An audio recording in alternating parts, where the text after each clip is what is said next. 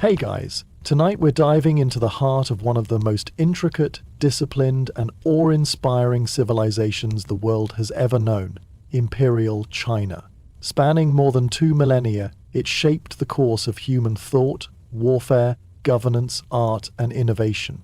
But be careful not to idealize it too soon, because while the Forbidden City may look like something out of a dream from a distance, life inside its walls was far from a fairy tale. So, before we get too cozy, I'd love it if you hit that like button and consider subscribing, but only if you truly enjoy this kind of storytelling. Drop a comment below with where you're watching from and what time it is there. It's always amazing to see our global community coming together. Now, lower the lights, maybe let a gentle fan hum in the background, and let yourself sink into the world we're about to explore. Our journey begins right now. Welcome to the world of Imperial China, where existence was meticulously predefined from the moment of birth.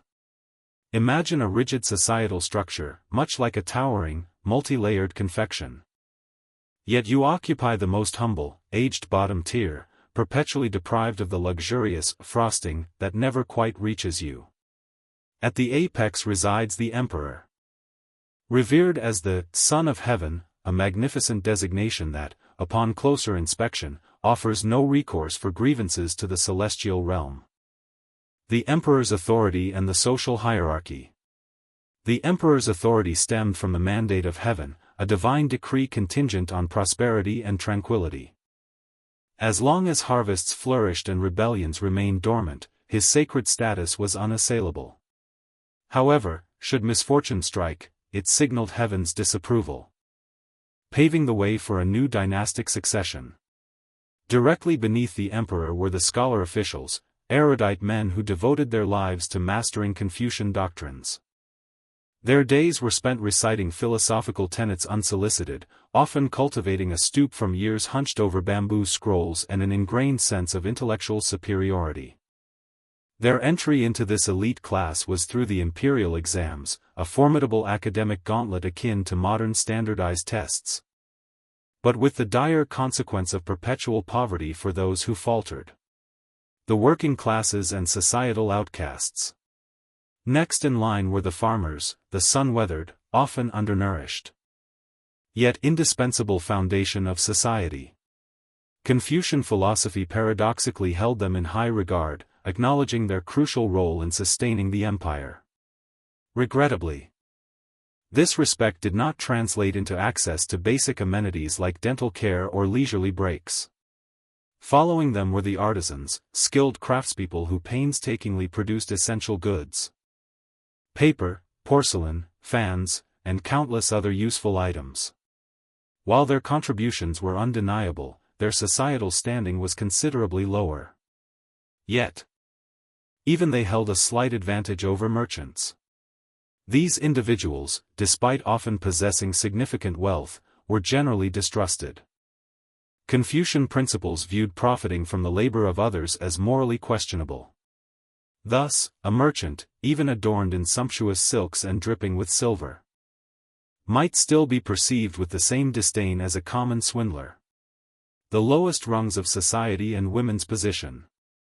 The societal basement housed soldiers, servants, butchers, actors, and criminals, essentially anyone considered undesirable company at a formal gathering.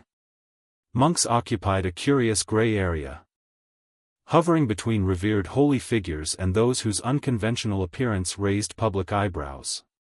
And finally, women, they weren't even integrated into the hierarchical pyramid, but rather viewed as the very gravel surrounding its base.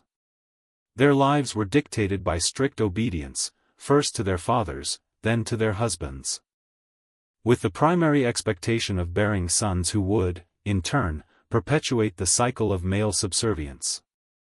If you harbored aspirations of pursuing personal dreams in Imperial China, society's resounding response was likely a dismissive, "How quaint."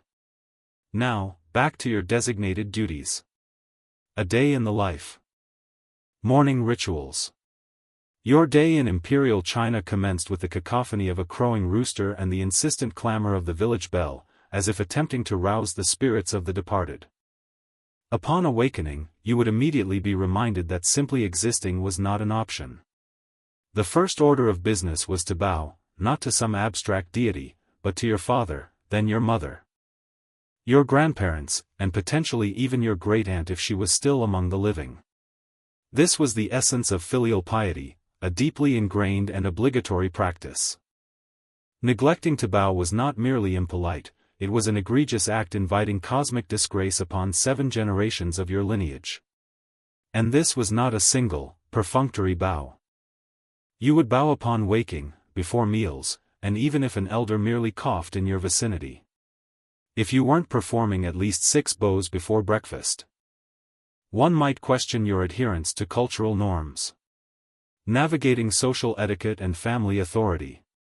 Imagine inadvertently speaking out of turn during morning tea, perhaps innocently inquiring, "Must I truly wash uncle's feet?" Congratulations, you've just committed an act of unfilial conduct, a transgression barely less severe than public arson in terms of social opprobrium. You would then be expected to deliver a heartfelt apology, potentially involving multiple prostrations and touching your forehead to the ground. Even the furniture, had it been present, would seem to silently condemn you. Most households lacked chairs unless they were exceptionally affluent, meaning you'd likely be kneeling on woven mats. Attempting to maintain your posture while your elders delivered lengthy monologues, some 45 minutes in duration, on the virtues of respect, discipline, and the perceived decline of the world since the last dynasty. The unspoken rules of Confucian hierarchy. The Confucian hierarchy chart served as the unspoken blueprint dictating who held precedence in conversation, seating, and even breathing. Age trumped youth, men outranked women, and fathers superseded all others. Even among siblings, older ones held the privilege of interrupting younger ones. If you were the youngest, your role was typically to nod, smile, and fervently hope you wouldn't be blamed for someone else's missteps. There was no casual "good morning" in imperial China, instead. It was a succession of elaborate, respectful rituals, accompanied by a quiet prayer that you wouldn't inadvertently offend someone and face ostracization. After approximately 47 bows before 7 a.m., you had successfully navigated the day's opening ceremony. Now, it was time for breakfast, the most crucial meal of the day. Designed to reinforce the notion that life was inherently a struggle. Breakfast, a Spartan affair. So, what was on the menu? Typically, a steaming bowl of rice gruel. Also known as congee, a rather euphemistic term for warm, watery nothingness. It was prepared by boiling rice until it surrendered its form and transformed into a thin soup. If you were fortunate, a hint of salt might be present. If truly blessed, a solitary sliver of pickled vegetable might drift by, like a fleeting, elusive carp. For most families who resided on the poorer end of the economic spectrum, this bowl of congee offered about as much excitement as their social prospects. You consumed it silently, respectfully, under the unspoken scrutiny of at least one grandparent who recalled a time when even gruel was a luxury. Meat was an extreme rarity, reserved for festivals, weddings, or the tables of imperial officials who had long forgotten the sight of a rice paddy. Eggs were a possibility, but often preserved in salt or ash until they resembled fossilized sorrow. The appearance of pork belly would immediately prompt a mental check for visiting relatives or an act of divine intervention. Tea was, of course, served, not for leisure, but because plain water was considered suspect. Tea, having been boiled, was statistically less likely to cause illness. You would sip it slowly, even as your stomach quietly questioned when the actual meal was scheduled to begin. Dining etiquette and ancestral reverence. Meals were not occasions for conversation. Discussions about dreams, aspirations, or late-night anxieties over the imperial exams were strictly forbidden. You ate facing the ancestral shrine, silently expressing gratitude to your forefathers. Even if their legacy was a thatched roof, chronic anemia, and an unending cascade of impossible family expectations. The bowls were crudely fashioned ceramic, the spoons carved from wood. Napkins were non-existent, you would simply wipe your mouth with your sleeve if it was sufficiently clean. And then, it was time to prepare for the day's toil. Working off a meal that offered minimal sustenance. As you rose, your father would offer a curt nod, eat quickly. Heaven favors the diligent. This essentially translated to, get back to work. We have dynasties to uphold. Having consumed your bowl of existential porridge, it was time to dress, not for display, but to avoid fines, floggings, or being mistaken for a social class above your station. In imperial China, attire was not a medium for self-expression, it was a matter of survival. The fabric of society. Clothing and footwear. Let's delve into the fabric hierarchy. Were you a farmer? Then hemp was your lot, coarse, itchy, and perpetually scratchy. The medieval equivalent of wearing a potato sack steeped in disappointment. Were you a noble? Then silk, glorious, shimmering silk that flowed like poetry and subtly whispered, tax the peasants more. And here's the crucial point, being caught in the wrong fabric wasn't merely a fashion faux pas, it was a punishable offense. Clothing was not just about comfort, it was law. The government meticulously regulated sleeve width, hat shape, belt ornaments, and even color. Yellow, for instance, was reserved exclusively for the emperor. For a commoner to wear yellow was not to initiate a fashion trend, it was to initiate your own execution. Foot binding and the unseen constraints. Now, let's discuss footwear. Cloth shoes for peasants. Exquisitely embroidered silk slippers for the elite. Practicality was optional, comfort unlikely. You dressed not for the climate, but for the dynasty. And then, there were the feet themselves. Specifically foot binding, the aesthetic practice of molding toes into a tightly curled, hidden secret. If you were a high-born girl, your feet would be broken, folded underneath, and tightly bound from the tender age of 5. Why? Because tiny, deformed feet, known as lotus feet, were considered the epitome of beauty. A woman's worth was literally gauged by her ability to hobble across a room with grace, without succumbing to a fall. It was not merely agonizing, it was a permanent disfigurement. Foot binding crippled generations of women, transforming the act of walking into a painful, stylized performance. But rest assured, at least you got to wear those ornate embroidered shoes that no one ever truly saw, since extensive walking was no longer an option. Male attire and the political statement of clothing. Even men were not spared sartorial misery. Bureaucrats endured heavy, layered robes year-round, even in the sweltering summer. Because status always superseded personal comfort. Some official garments even featured winged hat flaps. Strategically designed to prevent officials from engaging in whispered conversations during court proceedings.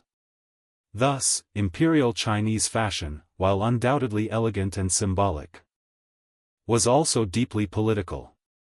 It chafed, pinched, caused overheating, or in some cases, outright shattered bones. Beauty is pain, they say, but here, pain was mandated. And beauty was a government-approved dress code. The relentless grind of labor. You are now properly attired in your socially acceptable potato fiber tunic. Excellent. Time to venture out and earn your daily calories, assuming the land, weather, and tax collectors permit it. Let's be frank, in imperial China, work was not a vocation. It was an interminable endurance test, seemingly devised by Confucius and enforced by individuals who had never lifted a shovel in their lives. If you were a farmer, which statistically you almost certainly were, your entire life would be spent bent over a rice paddy. Not in some romantic, cinematic tableau, but in literal, backbreaking labor. You would awaken before dawn, plant seedlings knee-deep in mud, swat away mosquitoes the size of small birds, and fervently pray that the landlord would not increase your grain tax again this year. Rain? You worked. Drought? You worked harder. Locusts? You worked and simultaneously screamed at the heavens. Your tools were rudimentary, a wooden plow if you were fortunate. Your bare hands if you were not. Your ox was both your most loyal companion and your sole retirement plan. Losing him meant facing 10 acres of despair alone. Women's burdens and other occupations. Now, consider if you were a woman. Your workload had a sequel. You would assist in the fields, cook, clean, spin thread, weave fabric, raise children. And somehow still be held accountable if dinner was delayed or your husband merely sneezed incorrectly. Rest? That was an indulgence reserved for noblewomen while they engaged in poetic debates. Artisans fared little better. They toiled for hours, meticulously crafting pottery, paper, or tools by hand, only to sell their creations for barely enough to afford stale tofu. And merchants, though technically wealthier, faced constant social scorn. You could acquire half the village and still be treated as a walking moral failing. Corvée labor and the absence of freedom. Then there was corvée labor, government-mandated service. One day, the emperor might decree the construction of a new road, canal, or tomb. Guess who would be compelled to contribute their labor freely, with a smile, and without shoes? Refusal would brand you a criminal, or worse, a rebel. And at the end of it all, you would trudge home, covered in dirt, to a bowl of thin porridge and the quiet satisfaction of merely surviving the day. In imperial China, work did not offer liberation. It merely kept you too exhausted to contemplate rebellion. The imperial examination system, the grand conduit to social mobility, or more accurately, China's perennial written torture chamber. If you were a man born with a flicker of ambition and a family marginally wealthier than outright destitution, your life's trajectory was unequivocally laid out. The imperial examination. A grueling path to power. To successfully navigate the civil service examination meant ascending to the esteemed rank of an official, a position imbued with respect, authority, and the luxury of silk robes and actual chairs. Failure, however, meant a swift return to the rice paddies, forever condemned to a peasant's existence. This wasn't a simple multiple-choice test. It demanded the verbatim memorization of the entire Confucian canon and the composition of poetic essays so profound they could move a 1,000-year-old spirit to tears. Your evaluation extended beyond mere grammar and meaning. Your handwriting had to possess the flowing grace of a virtuous river. A single smudge, a misplaced character, or a metaphor deemed too audacious resulted in immediate disqualification. The unwavering pursuit of knowledge. The arduous journey of study commenced in early childhood and persisted until one's hairline receded. Young boys would cram into frigid study huts or swelter in the summer heat, relentlessly scribbling essays until their fingers permanently curved into brush-holding claws. Tutors relentlessly hammered doctrines into their minds, akin to academic blacksmiths forging knowledge. Social life was non-existent, hobbies were synonymous with Confucian texts. And even dreams revolved around the very same philosophy. The pinnacle of these exams, the Jinshi, was administered in the capital. Candidates were confined to cubicles no larger than coffins. Equipped only with paper, ink, and soul-crushing anxiety. They brought their own sustenance, blankets, and chamber pots. Some examinees succumbed to fainting, others descended into madness. And a grim few even perished from the sheer pressure, with no partial credit awarded for their ultimate sacrifice. Even successfully navigating the initial round meant facing further examinations at the district, provincial, and national levels. Years, even decades, could elapse. Some men continued to test into their 60s, one individual reportedly took the exam over 40 times, a testament not to mere determination, but to a profound trauma wielded with a calligraphy pen. The stigma of failure. Failure carried immense social shame. Families, who had sacrificed everything for their sons' education, would voice their profound disappointment. Neighbors would engage in hushed whispers. Mothers might shed tears, and fathers would cast that infamous, "Why weren't you born smarter?" glare. Thus, the examination system possessed the power to elevate individuals to greatness or to shatter their minds, bodies, and familial lineage. All for the chance to be overworked, underpaid, and meticulously managed by palace eunuchs. Was it worth it? That, perhaps, was a question best posed to Confucius himself. Personal hygiene, a seasonal suggestion. Feeling somewhat unkempt yet? Don't fret, you soon will. In imperial China, personal hygiene was less a lifestyle choice and more a sporadic suggestion. Let's start with the fundamentals: bathing. It occurred intermittently. Perhaps once every few weeks if you were fortunate enough not to be freezing to death. In summer, a refreshing dip in the river was plausible. In winter, however, a month without a proper wash was not uncommon. And no, there was no fragrant lavender-scented soap. When used, soap was a gritty concoction of animal fat and ashes, feeling more like exfoliating with pure misery.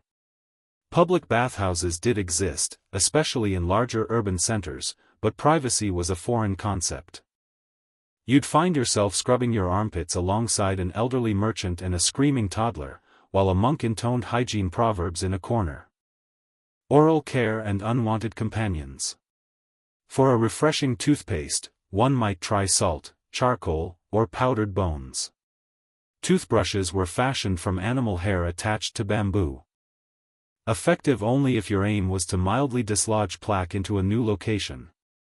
Dental hygiene was generally poor, which likely accounts for the prevalence of haunted, jack-o'-lantern-like smiles among older adults.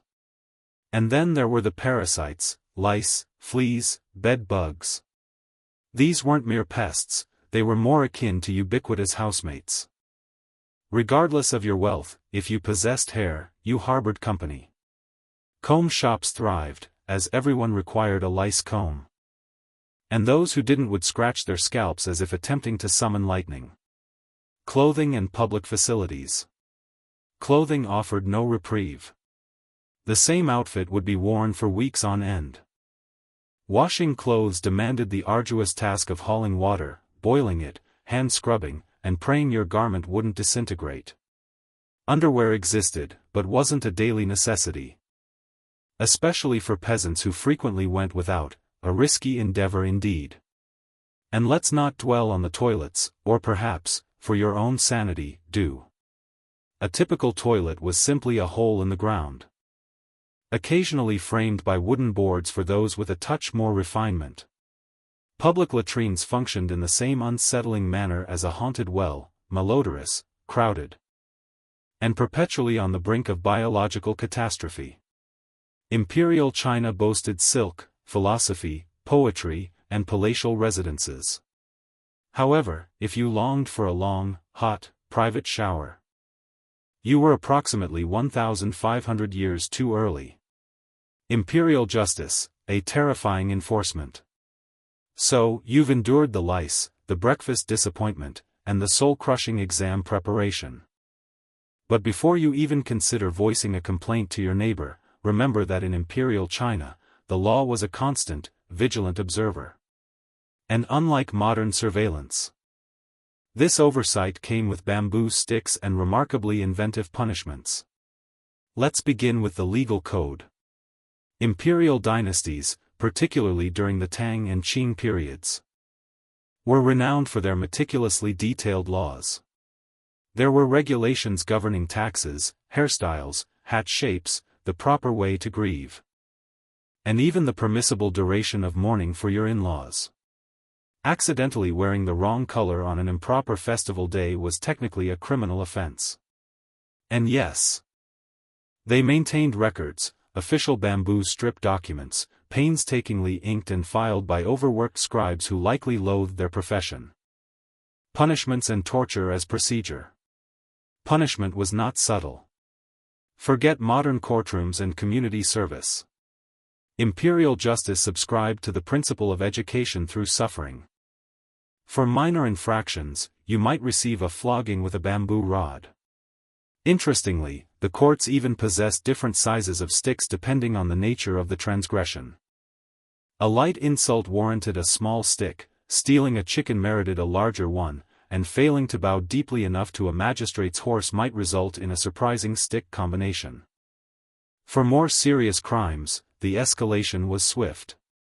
You could be branded, your crime tattooed onto your face, sent into exile, or, if you truly provoked someone of importance, executed publicly and slowly. Torture was not an exception, it was standard procedure. If you were accused of something, the court would often employ methods to encourage a confession, thumbscrews, kneeling on spiked boards, or prolonged hours in a stress position while being harangued by a humorless man with a scroll. And here's the most chilling part, you didn't even need to be guilty. Merely being suspicious, inconvenient, or politically unlucky was enough. Even your family could be held accountable, the law embraced collective punishment.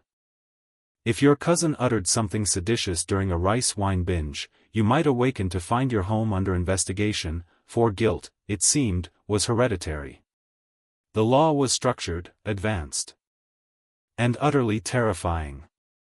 Justice in Imperial China was less about fairness and more about unwavering obedience. The message was unmistakable: behave, respect the established order, and whatever you do, avoid eye contact with the magistrate's concubine. The pre-trial icebreaker, imperial torture. Welcome to the imperial justice system's preferred hobby, torture. Not as a punishment, but as a convenient pre-trial icebreaker. Let's imagine you're accused of stealing a chicken, disrespecting your father, or, heaven forbid, voicing a controversial opinion about the emperor's poetry. The magistrate doesn't begin by soliciting your side of the story. No, this is Imperial China. You commence by being bound to a bench while they unveil the confession toolkit.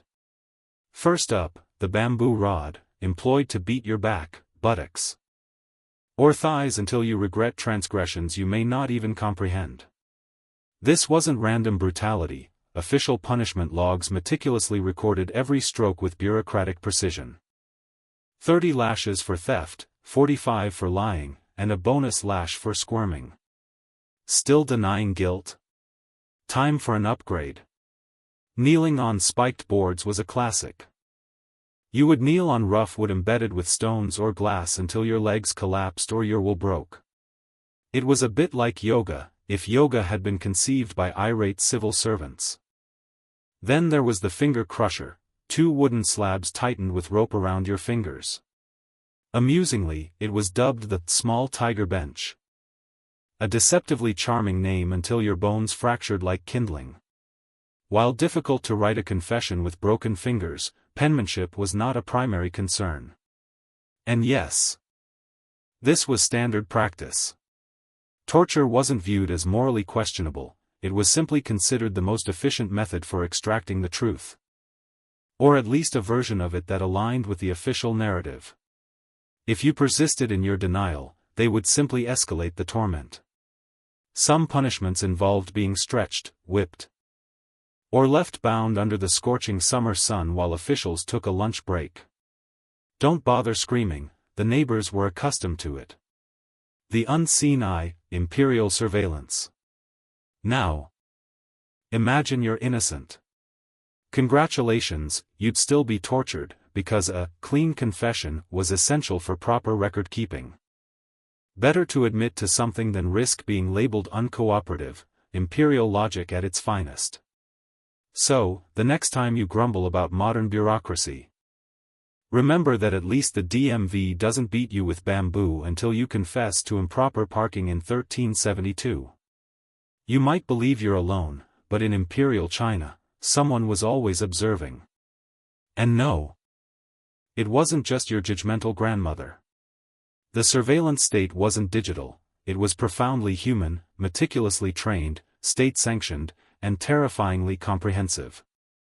It began at the village level, where every town possessed a local baojia or village elder who wasn't merely there to distribute rice. He was also your friendly neighborhood informant. Your neighbors Also spies. Your extended family? Absolutely spies. Your servant, who claimed to be illiterate and deaf? Definitely a spy. Eunuchs and the culture of silence. People were incentivized to report suspicious behavior. And suspicious could encompass anything from hoarding excessive grain to coughing during a tribute speech. Even maintaining too much quiet could raise eyebrows. What are you concealing, citizen? In urban centers, a sophisticated network of yamen runners, scribes, and magistrate assistants were tasked with investigating crimes, delivering messages, and casually observing your every action. Every dynasty implemented its own iteration of this intricate machine, but the objective remained consistent: maintain peace by peering through every available crack. Particularly fond of surveillance were the eunuchs in the imperial palace, those castrated courtiers who, despite being unable to father children, were perfectly capable of orchestrating coups. Many commanded their own secret police forces, operated elaborate spy rings, and whispered crucial information into the ears of emperors. Some eunuchs wielded more influence than ministers. Simply by knowing who said what to whom, and when. And don't even consider criticizing the system. Indirectly criticizing the emperor, such as remarking, "The sun appears a bit weary today," could be interpreted as slander. Poets learned to master the art of subtlety, everyone else simply mastered the art of silence. The pervasive eye of the state. What's more, the government frequently disseminated lists of executed criminals as a stark warning, complete with their names and transgressions. It was akin to an ancient social media feed, but with a significantly higher incidence of decapitations.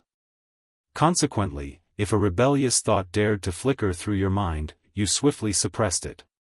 If you discovered a rebellious cousin, you were expected to report them. And if someone offered an overly broad smile while inquiring about your political leanings, that was your unequivocal signal to feign a cough and make a swift exit. For in imperial China, the walls possessed ears, as did the trees, your neighbors, and quite possibly even your humble rice bowl. Marriage, a transaction of duty. In imperial China, matrimony bore no resemblance to a romantic idyll beneath blooming cherry trees. It was a rigorous transaction rooted in duty, intricate negotiation, and dowries so substantial they could splinter the axle of your ox cart. Love, that ethereal concept, was reserved for poetry, not for the practicalities of human coupling. Let's begin with the fundamentals.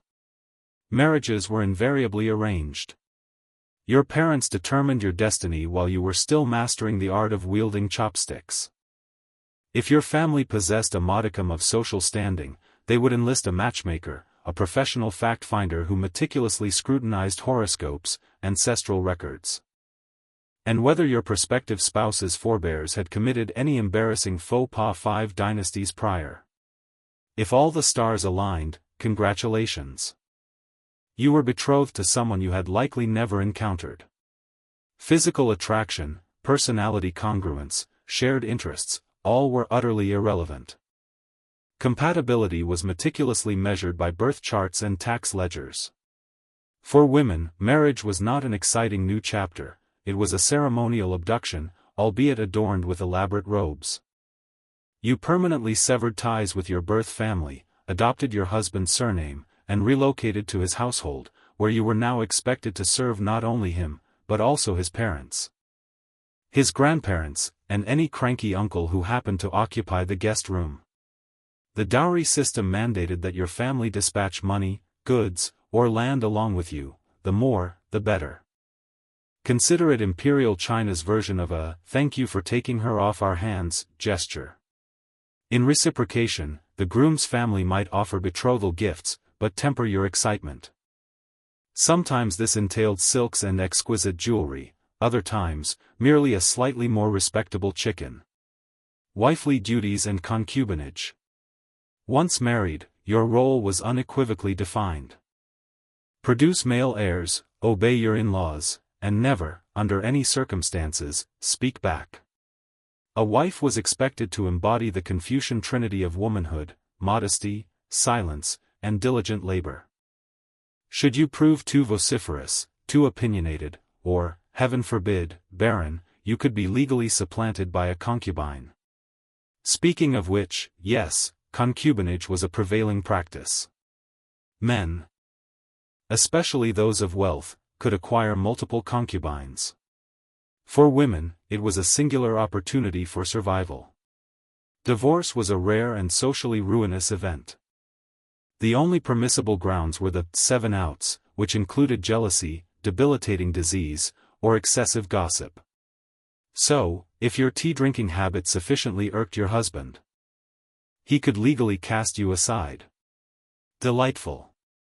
In essence, marriage in Imperial China was less about a blissful, happily ever after, and more about desperately trying to avoid exile for serving tepid noodles.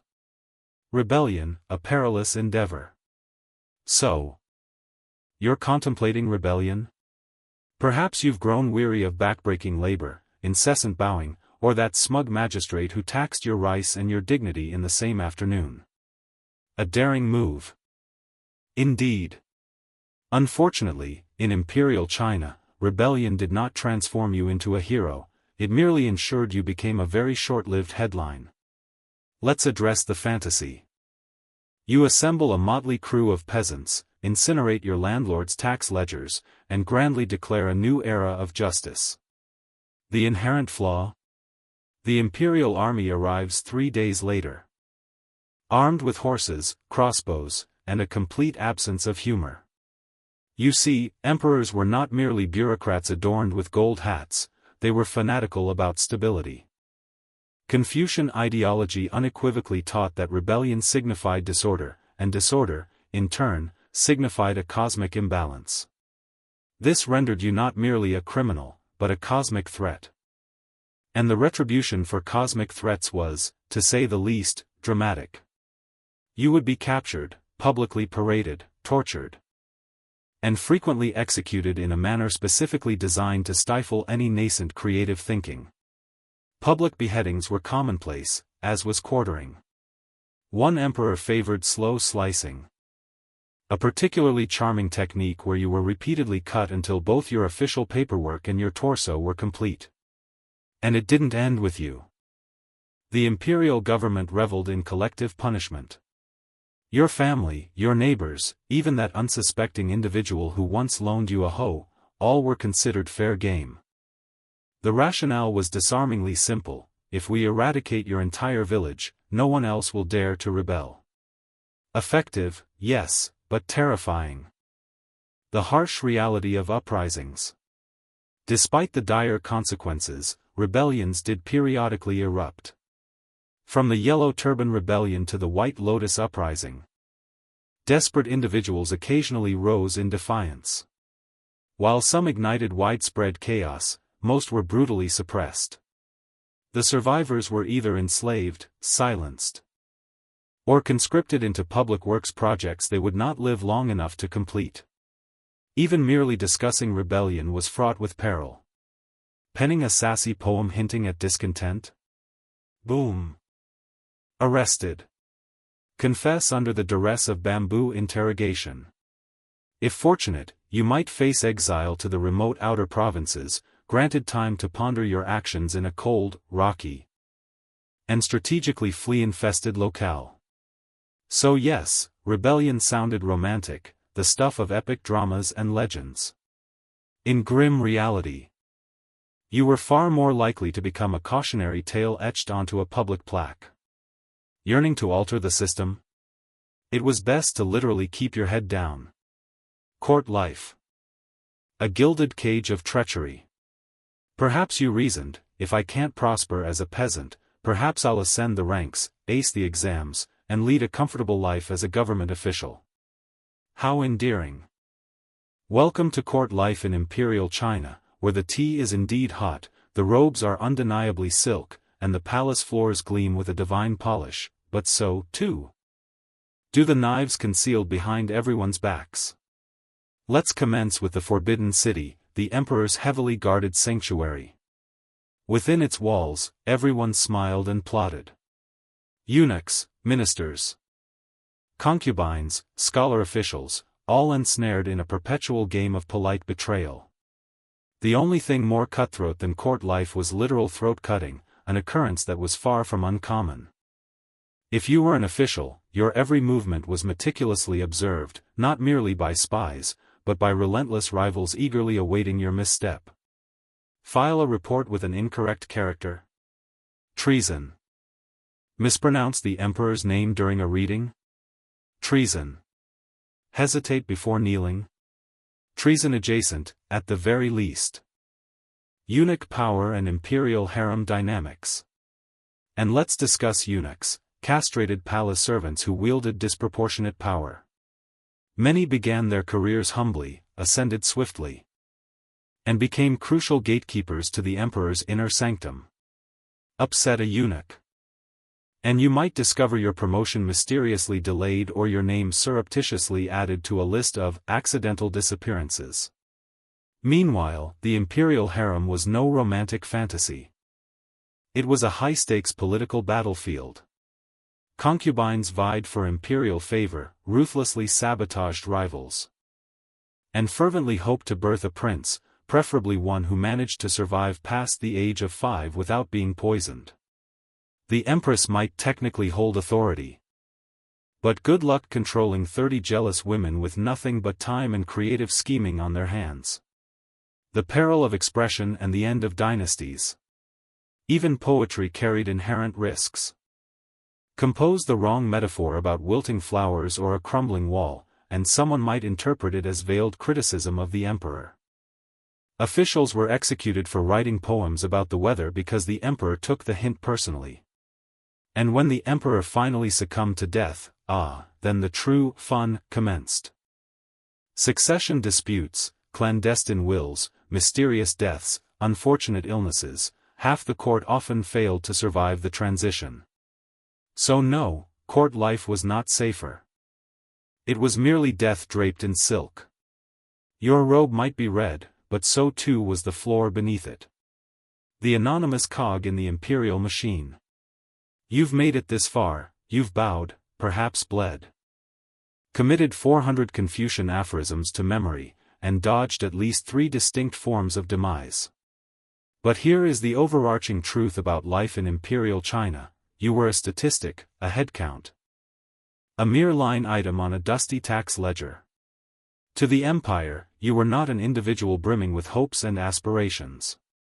You were a grain of rice, small, anonymous, easily crushed, and ideally harvested for labor or revenue. The state held no concern for your ambition, your talent, or your inner beauty. Its sole concern was whether your family remitted its taxes promptly and produced able-bodied sons to conscript into the next border defense project. From the emperor's vantage point, you were one infinitesimal speck among hundreds of millions, and not even a particularly glamorous one. You were not the gleaming imperial seal or a sacred relic. You were a moving component in a rice-producing, silk-spinning, canal-digging machine constructed to perpetuate dynastic continuity. Your birth was recorded not for celebration, but for future tax extraction. Your death was noted primarily so your family wouldn't continue attempting to claim your rations. And in between, your life's purpose was to simply not cause problems. Stay within the lines, fulfill your prescribed role, and endeavor not to starve during a drought. The collective over the individual. Individualism? A charming notion that simply did not exist. You did not pursue your passion, you followed your father, your master, or your assigned bureaucratic rank. The very idea of being unique, of standing out, was as threatening to the state as a crop blight or a Mongol invasion. Harmony was paramount. Even your emotions were expected to align with your social status. Feeling melancholy as a peasant? Acceptable. Feeling inspired? Sit down. The census did not inquire about your favorite poem, it asked if your roof leaked and whether you possessed a pig. Even your body belonged to the system. Conscripted for public works, you might be dispatched to construct a canal from which you would never benefit, or to guard a wall you would never see completed. Perish along the way? No matter. There were always more grains from where you originated.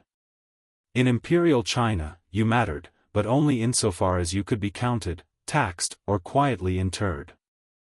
The enduring legacy and harsh reality. So, here we are, 15 chapters deep.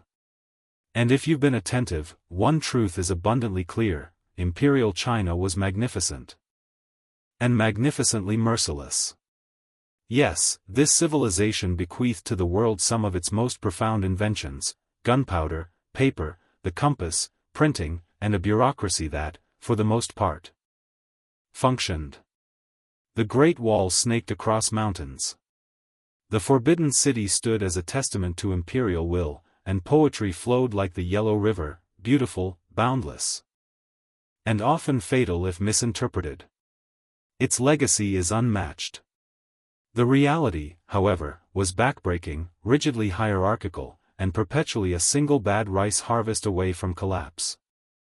For every elegant brushstroke meticulously recorded in a scholar's diary, there were 10,000 peasants ankle-deep in mud, agonizing over whether this year's tax grain would leave them with anything to eat. For every emperor interred beneath a mountain of jade and gold, hundreds of laborers lay buried beneath the same mountain because they were inconvenient witnesses. The sheer brilliance of imperial China did not come cheaply.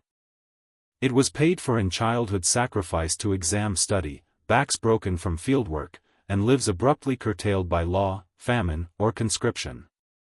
The all-pervasive system. This intricate system functioned brilliantly for the privileged few at the pinnacle. For the vast majority, however, it relentlessly exploited them until they were utterly broken.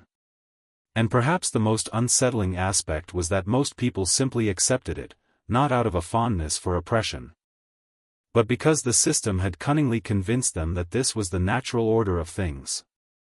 They were led to believe that heaven itself had ordained their emperor, that filial piety, obedience, and silence were cardinal virtues, and that quietly enduring suffering was a form of spiritual excellence. This enduring legacy, the stark duality of splendor and suffering, continues to reverberate even today. When individuals reflect on imperial China, their minds often conjure images of exquisite calligraphy, majestic architecture, and profound philosophical maxims etched into stone. They frequently overlook the concubine clandestinely poisoned in the harem, the starving mother desperately bartering her comb for a morsel of rice, or the scholar who, having failed the imperial examination for the 7th time, simply vanished without a trace. So no, you genuinely wouldn't survive a single day in imperial China. Not because you lack resilience, but because that world wasn't designed for individual survival in the modern sense. It was meticulously constructed for endurance, unwavering tradition, and absolute control. And yet, despite everything, the empire persisted. The people endured, though only a fraction of their narratives were ever committed to history.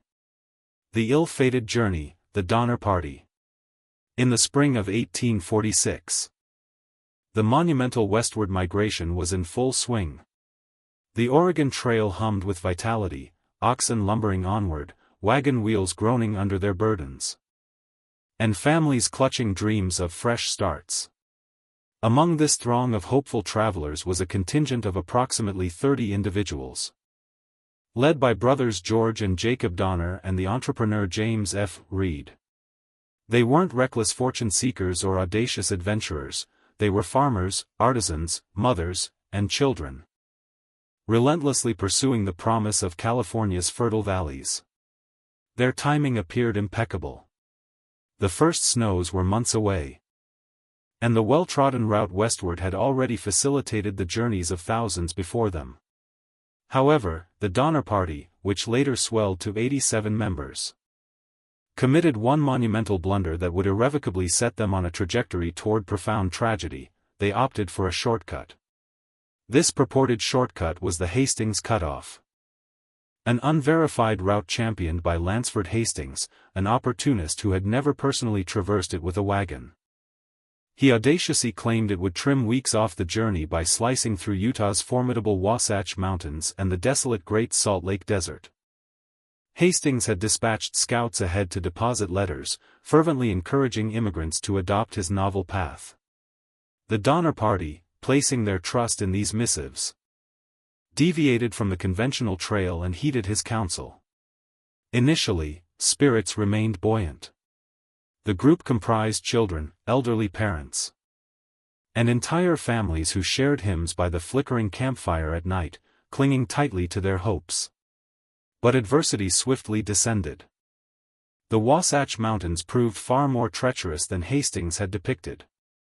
Wagons had to be painstakingly dismantled, painstakingly hauled piece by piece, and then laboriously reassembled. Their progress decelerated to an agonizing crawl. Tempers frayed, and dwindling supplies became a grave concern. The desperate crossing of the Great Salt Lake Desert. Then came the desert. The Great Salt Lake Desert was a brutal, shimmering purgatory. Hastings had confidently stated it would take 2 days to traverse. It consumed 5. Water barrels ran dry. Animals collapsed from exhaustion. Oxen succumbed to madness. Entire wagons were summarily abandoned in the alkaline dust. They had already squandered invaluable time. And winter was now ominously close behind them. By the time they finally reconnected with the main trail, weeks had been irretrievably lost. Other wagon trains had already surmounted the Sierra Nevada. The Donner Party, utterly exhausted and critically behind schedule, pressed onward, blissfully unaware that the most harrowing segment of their odyssey still lay before them. The idealized vision of California remained etched in their minds. But the indifferent mountains cared nothing for dreams. And soon, neither would the gnawing reality of starvation. Trapped by winter in the Sierra Nevada. By late October 1846, the Donner Party at last reached the eastern foothills of the Sierra Nevada mountains.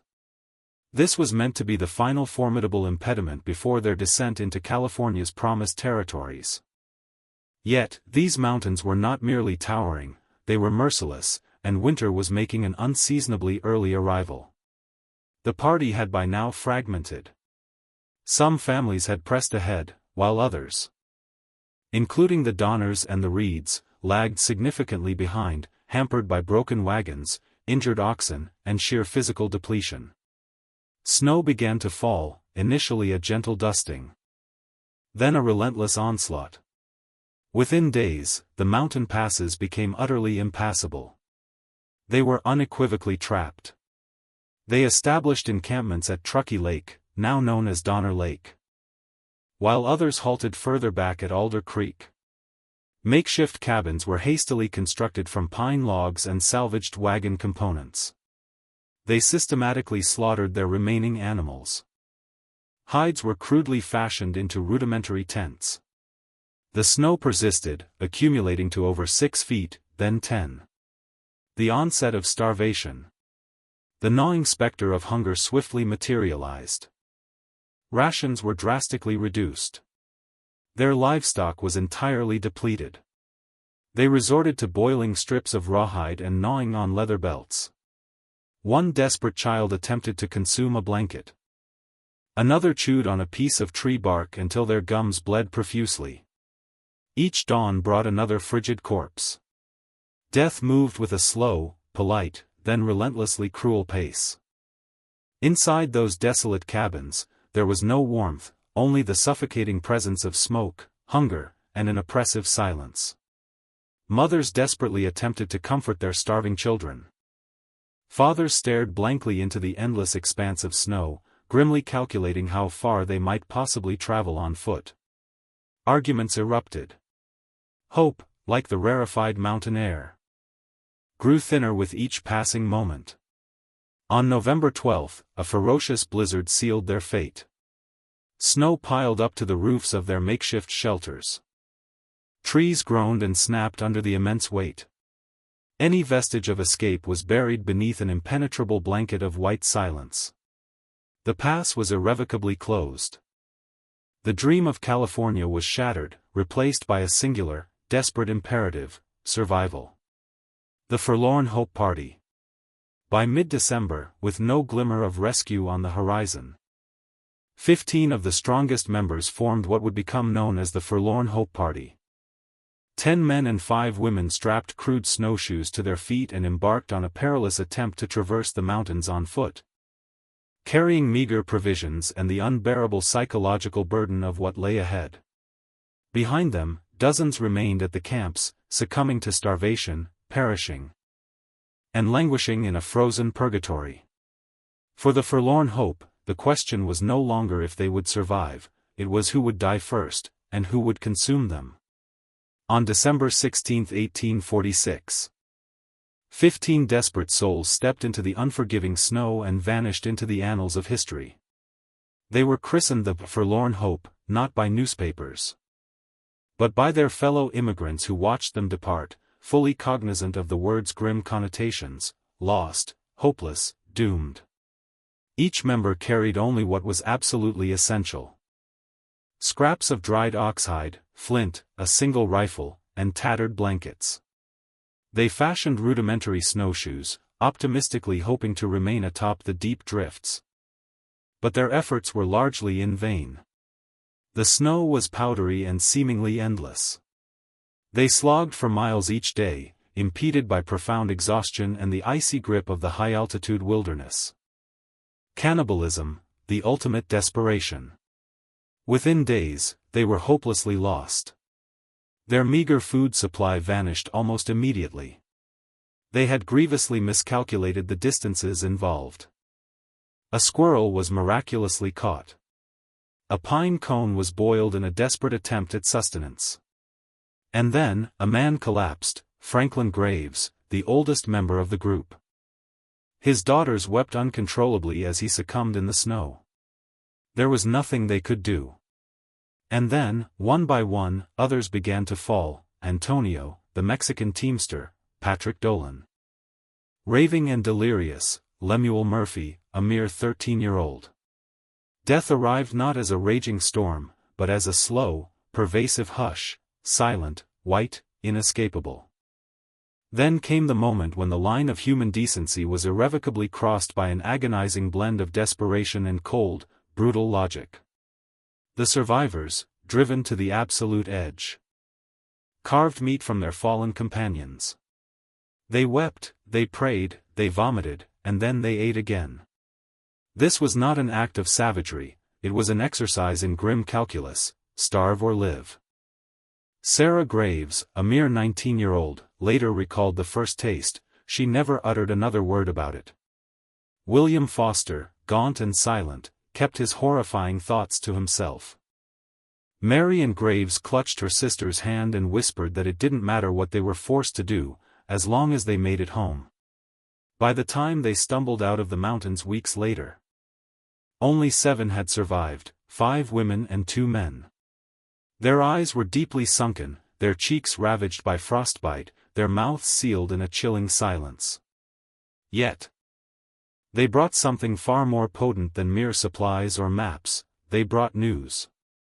Dozens were still alive, trapped at Donner Lake, starving, freezing, waiting, and they needed immediate assistance. California, which had largely dismissed the Donner Party's plight, suddenly awakened to the horror. The magnitude of the suffering was too immense, the potential shame too profound. The rescue efforts and unspeakable discoveries.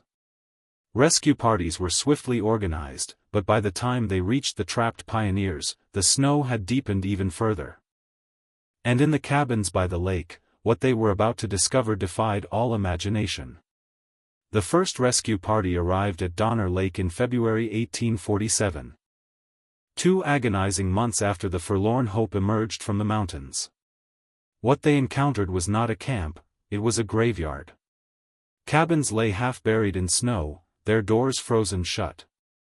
Inside, people sat motionless, too debilitated to stand, their eyes glazed over from the advanced stages of starvation. Children lay silently beside their deceased parents. Frozen bodies were grimly stacked like firewood, and the stench, thick, sickly, utterly unforgettable, spoke volumes of what had transpired when all other sustenance had vanished. Some attempted to speak, others merely stared vacantly. Of the 87 who had embarked on the journey, nearly half were dead. And those who still breathed were barely recognizable as human, gaunt. Skeletal figures swathed in filthy hides, whispering desperate prayers to an indifferent sky.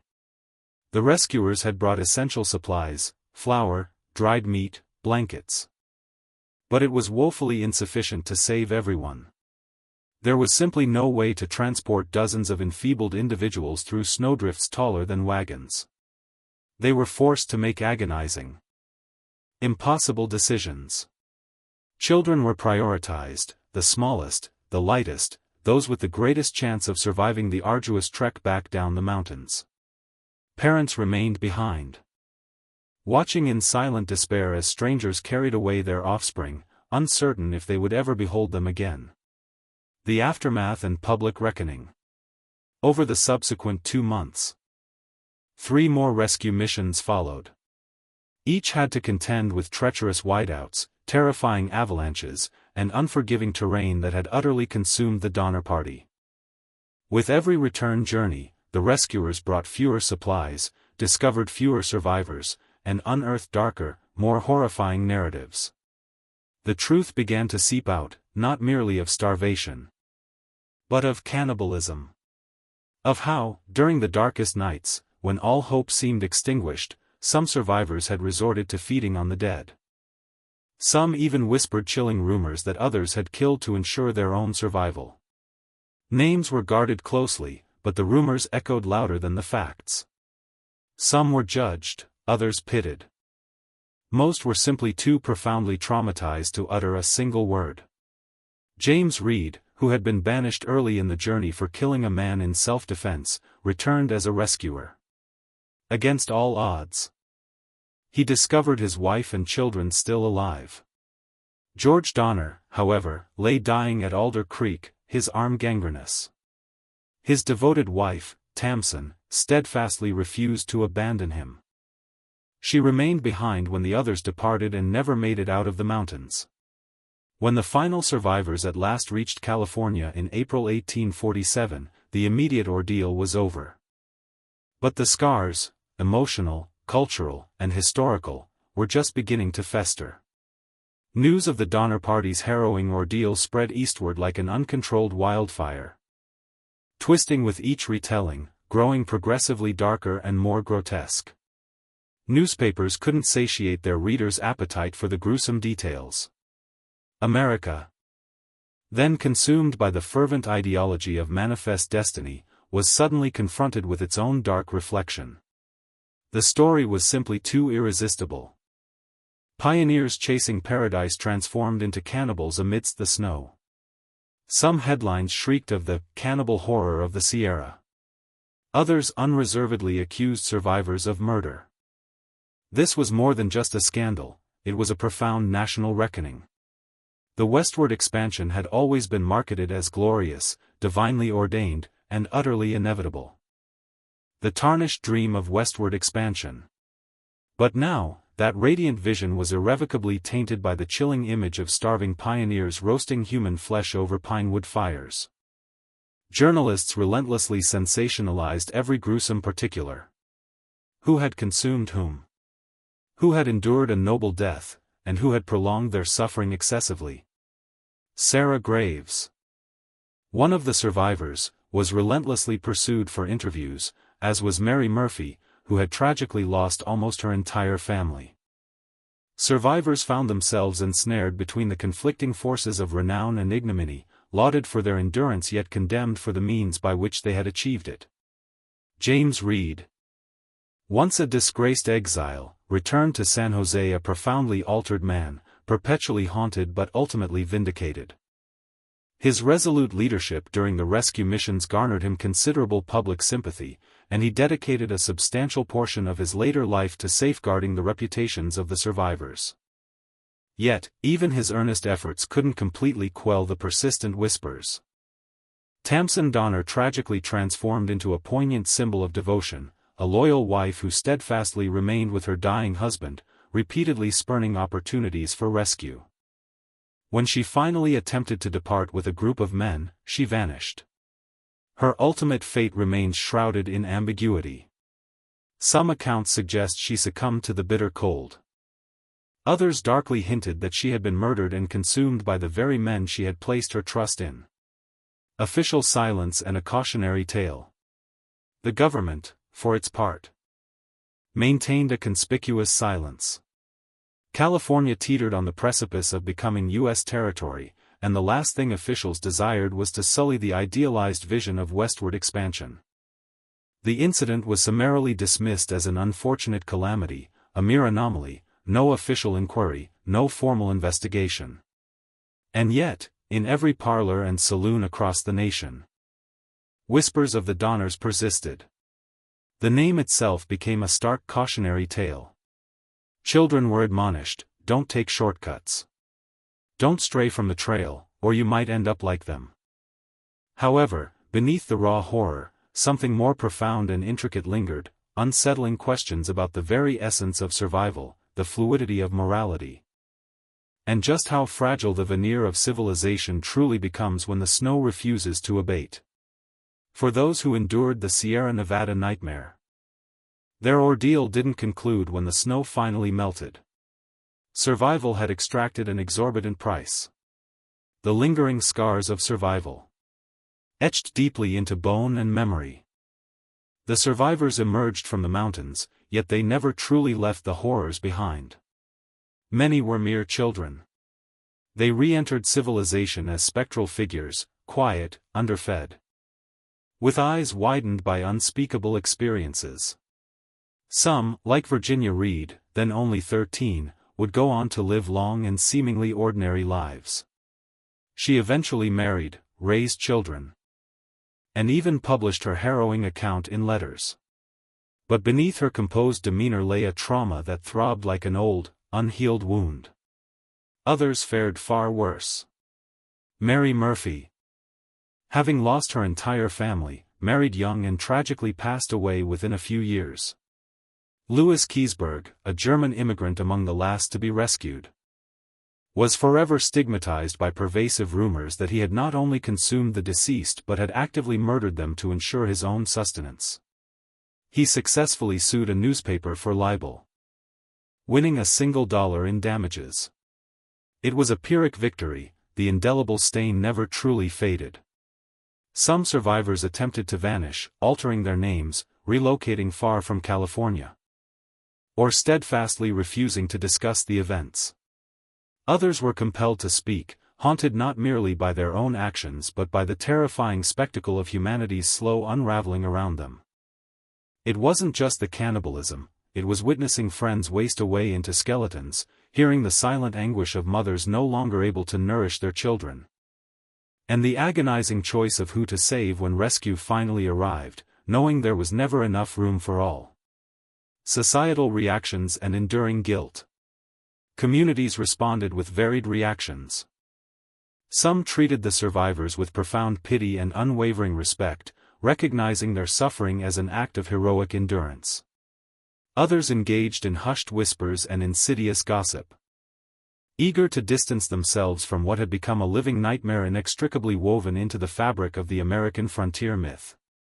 James Reed, to his credit, painstakingly rebuilt his reputation. He served with distinction in the Mexican-American War, prospered in San Jose, and lived to an advanced age.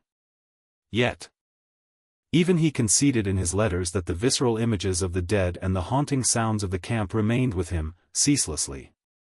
No one who survived the Donner Party returned unchanged. Whether they were 8 or 80, they had stared directly into the abyss of desperation and made choices most people fervently pray they will never encounter. And in that terrifying silence between hunger and horror, they left behind a truth few were willing to acknowledge: survival is not always clean. It is not always noble. Sometimes it simply means living with what you had to become. A landscape of memory and monument. The Sierra Nevada never forgot the Donners. The lake where many of them endured the blizzards, where they starved, perished, and consumed the dead, is now known as Donner Lake, a picturesque postcard of natural beauty with a name that resonates with an unsettling hum. Over time, the very landscape became an integral part of the legend. Tourists flocked to witness the site where the cabins once stood, to tread the snowy paths where the forlorn hope had arduously trudged. To gaze upon the mountains that had so cruelly denied passage to the pioneers. Locals recounted eerie tales. Some whispered that the place was cursed, that the ancient trees still harbored memories. That the winds carried the mournful voices of the lost. In 1918, a somber granite monument was erected near the lake. Atop it stands a solemn pioneer family, father, mother, and child, gazing westward. Perpetually hopeful.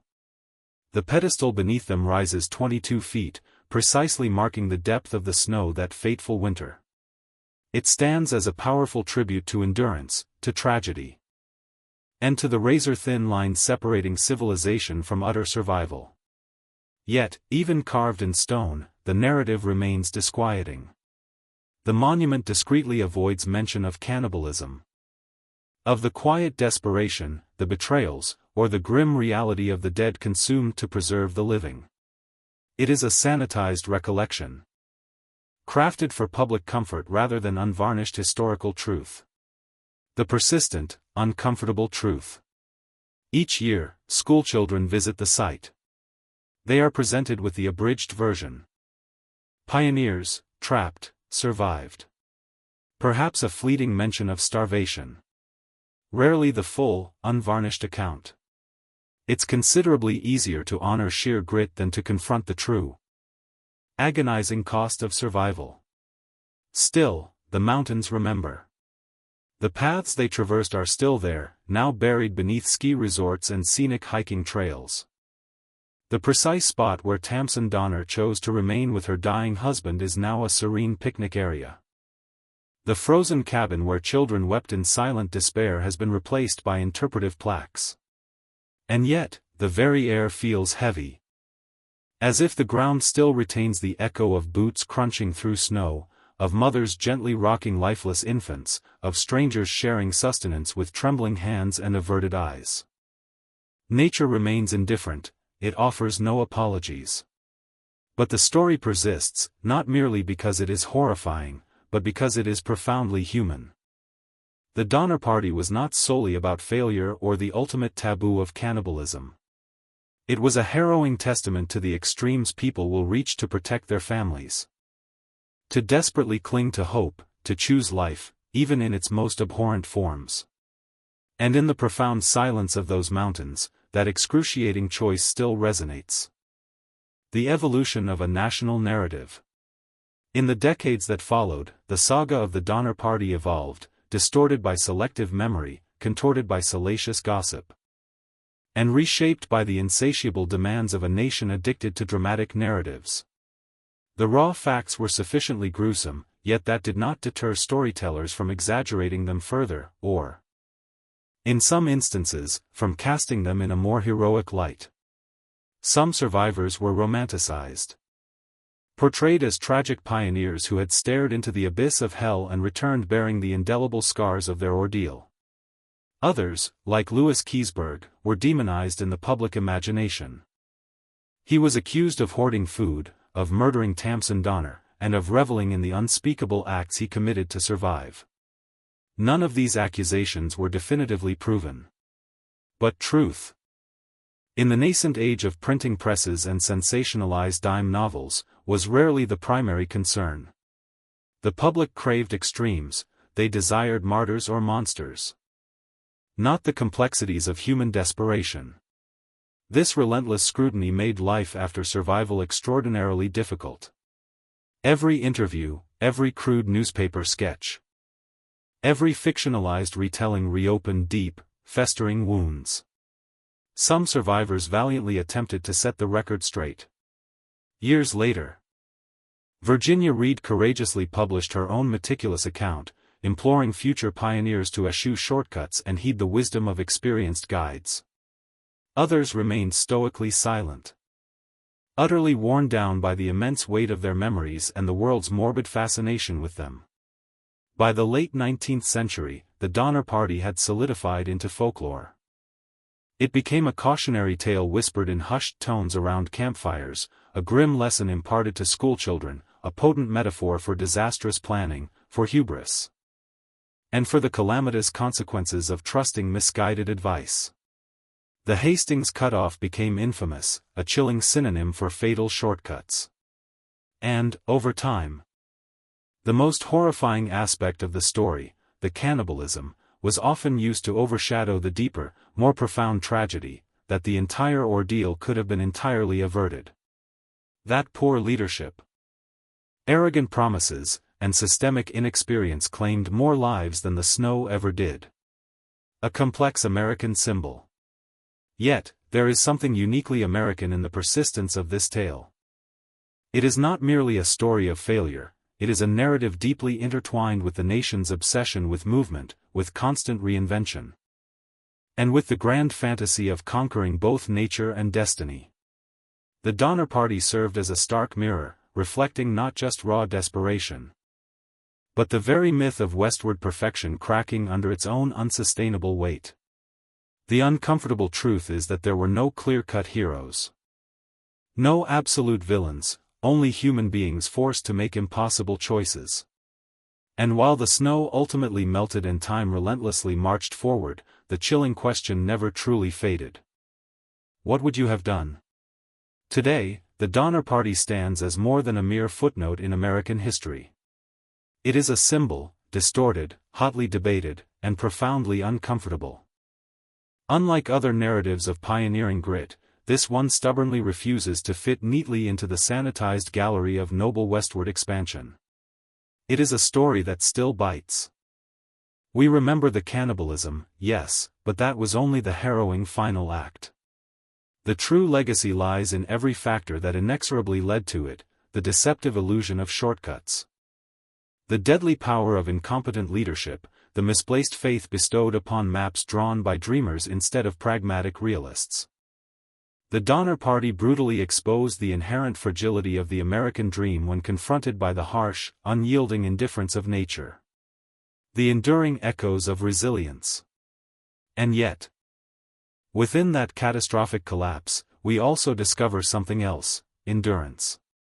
The survivors didn't merely descend from the mountains, they rebuilt their lives, married, and had children. Some remained in California, others relocated far away to escape the pervasive whispers. A select few even achieved quiet prosperity. Their lives were not defined by what they had been compelled to do to survive, but by their resolute choice to continue living afterward.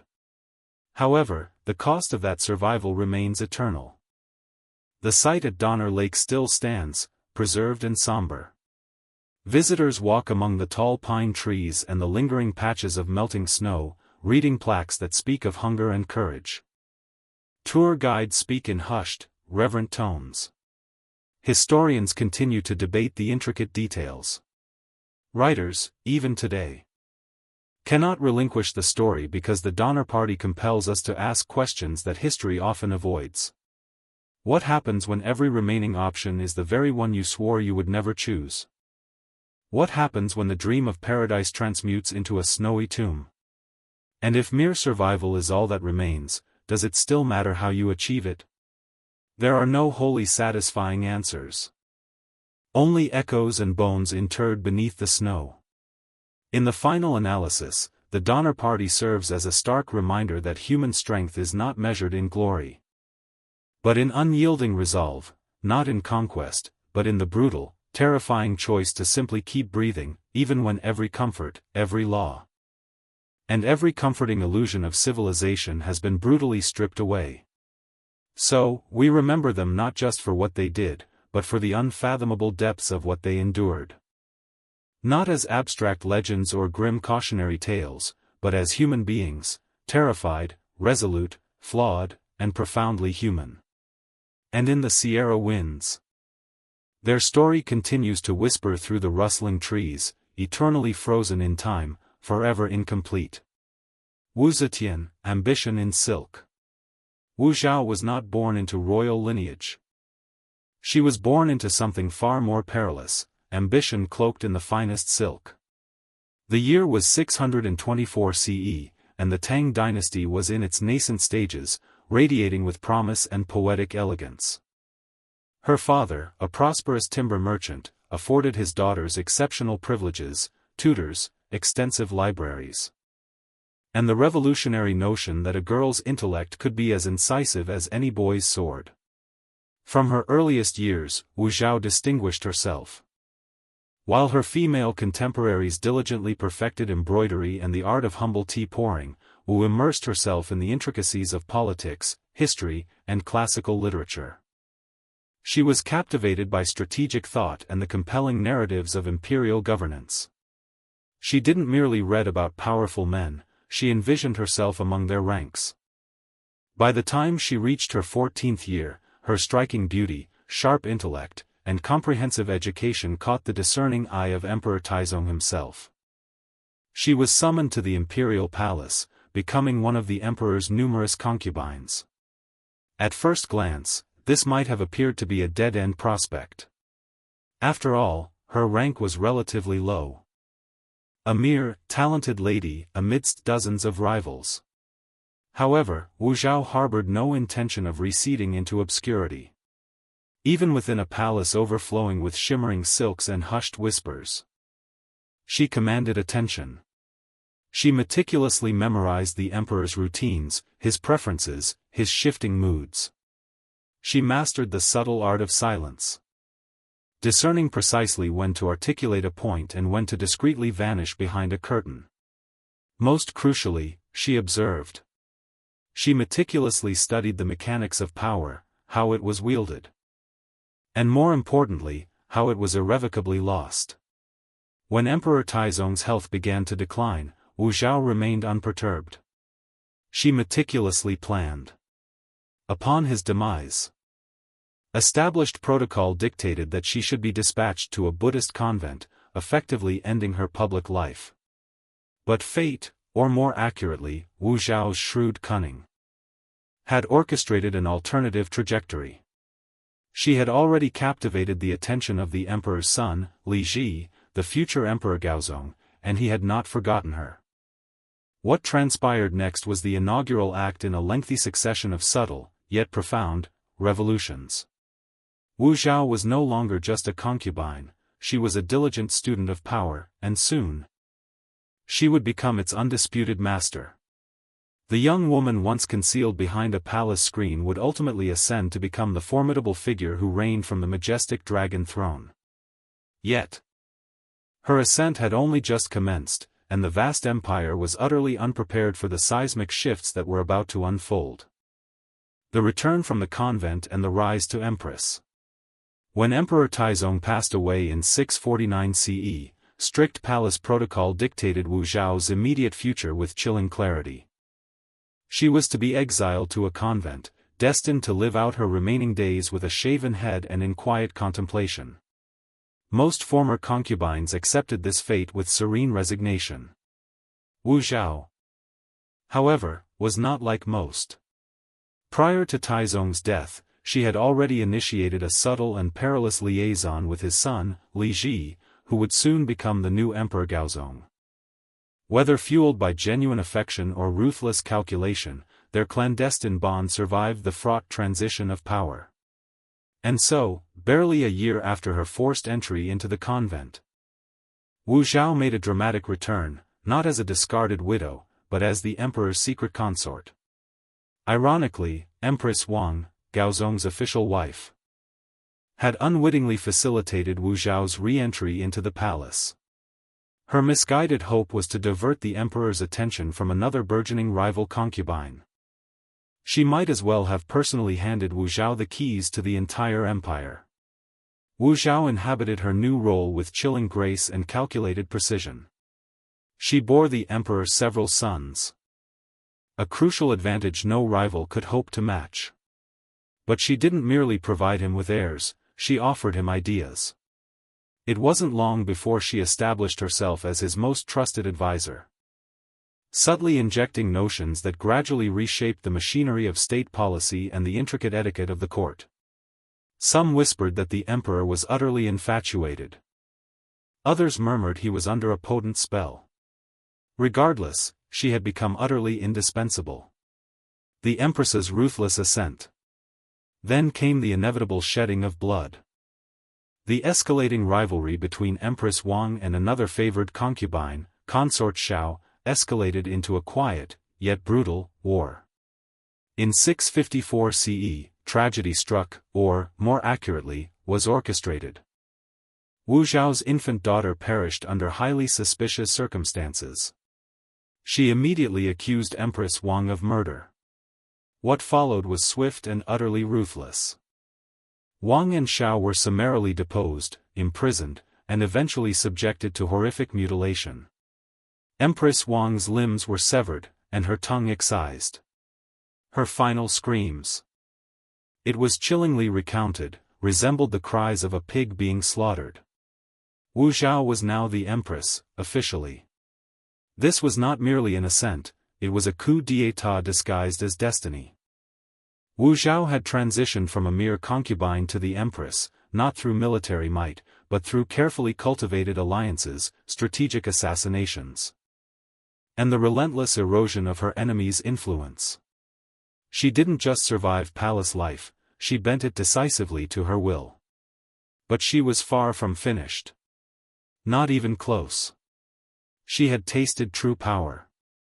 Now, she coveted the throne itself, not alongside the emperor, but decisively above him. And for the very first time in China's lengthy and profoundly patriarchal history, that previously unthinkable dream would begin its inexorable transformation into reality. The silent puppeteer and the quest for the throne. By the late 660s, Empress Wu was no longer a mere consort who offered whispered counsel from behind a silken screen. She had metamorphosed into the empire's silent puppeteer. Emperor Gaozong's health began its steady decline, his vision deteriorated, and his physical strength waned. In his increasing vulnerability, Wu Zhao perceived an unparalleled opportunity.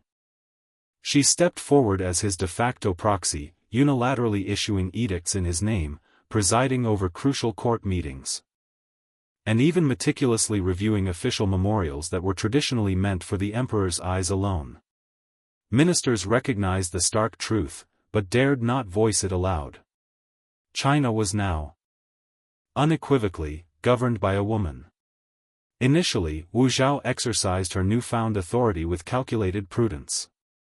She strategically endorsed Buddhism over the entrenched Confucian order, skillfully utilizing its doctrines to legitimize her profound political involvement. After all, if the Buddha had once manifested in female form, why could not a woman guide the vast empire? It was a form of spiritual logic infused with formidable political teeth. She meticulously restructured the bureaucracy, promoting officials based on demonstrable merit rather than aristocratic lineage, a truly revolutionary act in a court overwhelmingly dominated by entrenched aristocratic bloodlines. To her burgeoning faction of supporters, she was a visionary reformer. To her numerous enemies, she was a social arsonist, deliberately igniting fires that threatened centuries of cherished tradition, consolidating power and the end of male rule. Nevertheless, Wu Zhao masterfully played the long game. She never rushed the throne. Instead, she patiently waited, systematically eliminating rivals, diligently cultivating loyal allies, and thoroughly mastering the intricate language of statecraft. She strategically planted informants like seeds throughout the vast bureaucracy. She wielded the imperial secret police with the precision of pruning shears. Any official who dared to oppose her found themselves summarily demoted, exiled, or executed. All while she outwardly maintained a facade of unwavering dutifulness to the ailing emperor. In 683, Emperor Gaozong passed away. The established natural order dictated the restoration of male rule. Their son, Li Xian, Emperor Zhongzong, ascended the throne. However, when he displayed alarming signs of independence, daring to appoint his maternal in-laws to significant positions, Wu Zhao immediately struck. She swiftly demoted him and installed another son, Li Dan, Emperor Ruizong, one who was demonstrably more pliable and easily controlled. From her position behind the throne, she exercised absolute rule as Empress Dowager and Regent.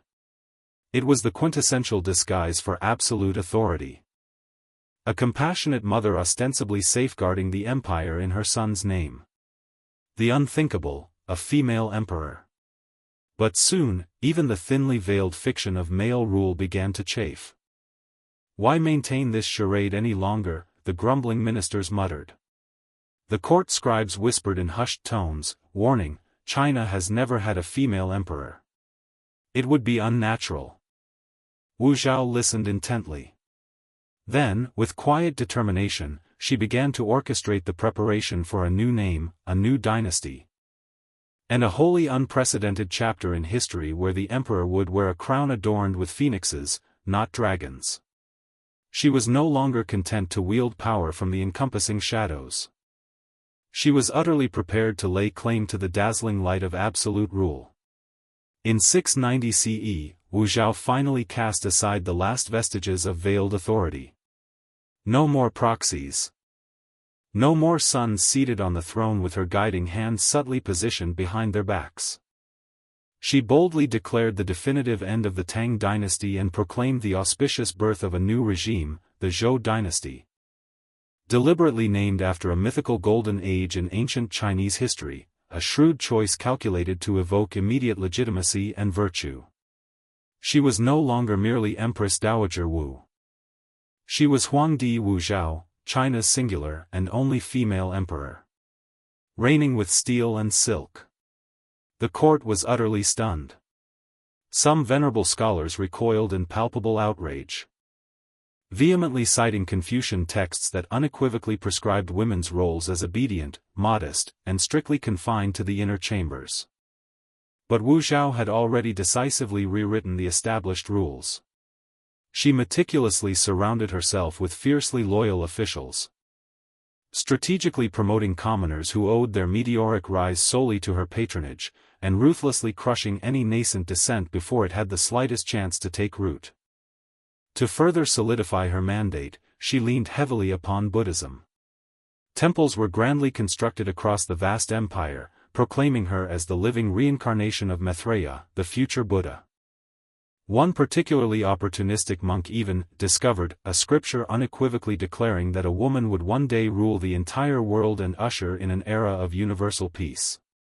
Conveniently, that very woman was now occupying the dragon throne.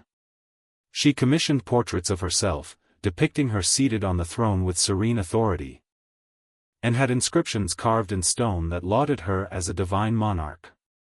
In a profoundly patriarchal society, such actions were nothing short of heresy. And yet, remarkably, it worked. Wu Zhao governed with a masterful blend of steel and silk. She substantially strengthened the civil service examination system, ensuring that bureaucrats were selected based on demonstrable ability rather than inherited birthright.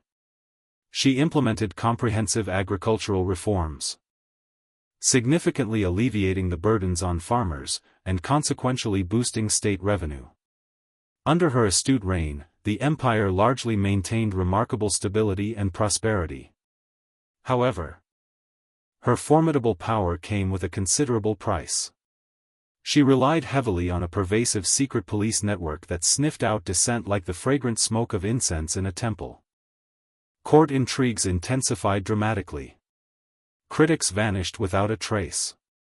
Whispers of summary executions, forced suicides, and terrifying torture chambers circulated like a dark, noxious incense behind the imposing palace walls. Even so, she reigned with an almost audacious grace. She wore the resplendent dragon robe. She granted imperial audiences with unwavering confidence. She issued decrees under her own unchallenged name. For 15 formidable years, Wu Zhao was not merely the most powerful woman in China, she was, unequivocally, the most powerful person. She had ascended every rung of a ladder she was never intended to even touch. And now she stood entirely alone at its apex. The cost of power and enduring legacy. Ruling China as its sole female emperor brought unparalleled prestige. However, it also rendered Wu Zhao the direct focal point of every simmering grudge. Every deep-seated fear, and every wounded ego across the vast empire. She had dared to rewrite entrenched tradition, brazenly defied the established Confucian order, and skillfully outmaneuvered generations of entrenched noblemen. And that singular achievement meant one thing: every person cloaked in silk was meticulously observing her, patiently awaiting her downfall. The court seethed with a quiet, simmering rebellion.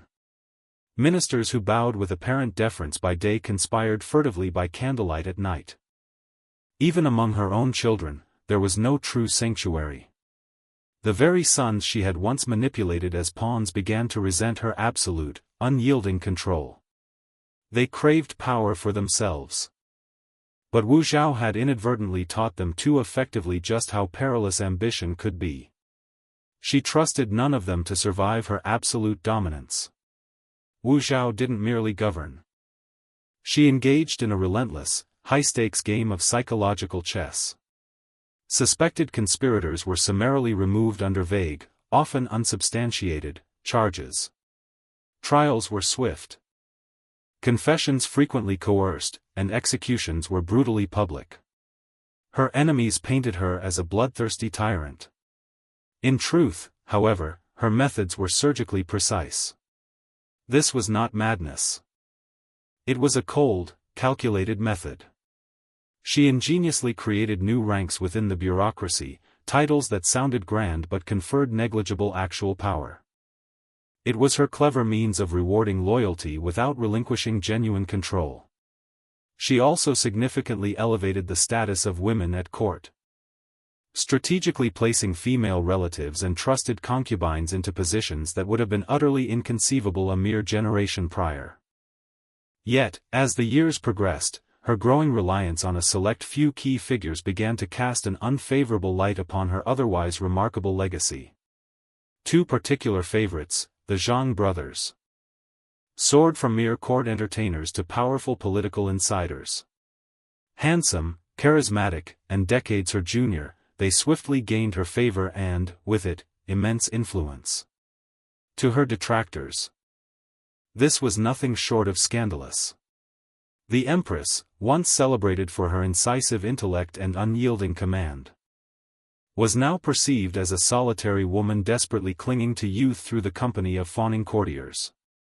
Whispers of corruption and rampant decadence began to proliferate throughout the palace. However, these insidious murmurs couldn't erase her undeniable accomplishments. Under her rule, literacy expanded significantly, civil service examinations were rigorously reformed, and state infrastructure witnessed considerable improvement. She hadn't merely ruled, she had governed with remarkable effectiveness. Still, her health inevitably began to decline. Her formidable grip on power, though outwardly firm, was perceptibly weakening. And behind her, opportunists circled like vultures, eagerly anticipating a return to normalcy, to a throne once again occupied by a man. Wu Zhao understood that the end was drawing near. The only remaining question was whether it would arrive through illness or treacherous betrayal. The final years and abdication. By the early 700s, Wu Zhao was in her 70s. An exceptionally advanced age for anyone, let alone an emperor. Her body grew frail, her physical strength waned, yet her mind remained remarkably sharp, perpetually alert to the shifting currents of court politics. She continued to rule, but now from a reclining couch concealed behind opulent golden screens, hidden from direct view. And those closest to her began to circle like predatory wolves, sensing her vulnerability. Her increasing reliance on the Zhang brothers, Zhang Yizhi and Zhang Changzong, became a potent source of widespread ridicule and resentment. Once charming favorites, they were now universally viewed as corrupt sycophants who brazenly manipulated imperial decisions for their own venal gain. Ministers who had long tolerated their presence now began to actively conspire. In 705 CE, the palace finally reached its breaking point. A formidable contingent of senior officials and generals launched a swift and decisive coup. It wasn't particularly bloody, it didn't need to be. The Empress was swiftly surrounded, her remaining allies captured, and the Zhang brothers were summarily executed, their severed heads publicly displayed to the court as an unmistakable signal. The phoenix's wings had been decisively clipped, erasing the empress, preserving the legacy. Faced with overwhelming pressure and rapidly deteriorating health, Wu Zhao had no alternative but to abdicate. She was compelled to step down and restore her son, Li Xian, Emperor Zhongzong, to the throne, the very same son she had previously removed for daring to entertain independent thoughts. She retreated into forced retirement, her once vast and opulent court diminished to a small, loyal entourage. And yet, even in abdication, she remarkably retained her imperial title and continued to exert a degree of influence behind closed doors. China may have changed the name on its throne, but the indelible echo of Wu Zhao's transformative reign still lingered in every policy, every law, and within every shaken official. Forever wary of another woman with formidable ideas, she passed away later that same year. There was no grand tomb inscription, no elaborate, flowery epitaph. Her name was quietly expunged from official historical records. The Tang dynasty painstakingly attempted to erase her as thoroughly as possible, as if her entire reign had been a bad dream they fervently wished to suppress. But history, much like Wu Zhao herself, proves remarkably difficult to silence. For decades afterward, poets and scholars fiercely debated her legacy. Was she a ruthless usurper or a visionary leader? A merciless tyrant or a savior of the state? A cold-blooded murderer or a pragmatic preserver of order? What remains unequivocally certain is this: she shattered every single rule the empire had meticulously crafted to contain her. And for 15 extraordinary years, she didn't just defy history, she fundamentally became it. The unerasable mark on history.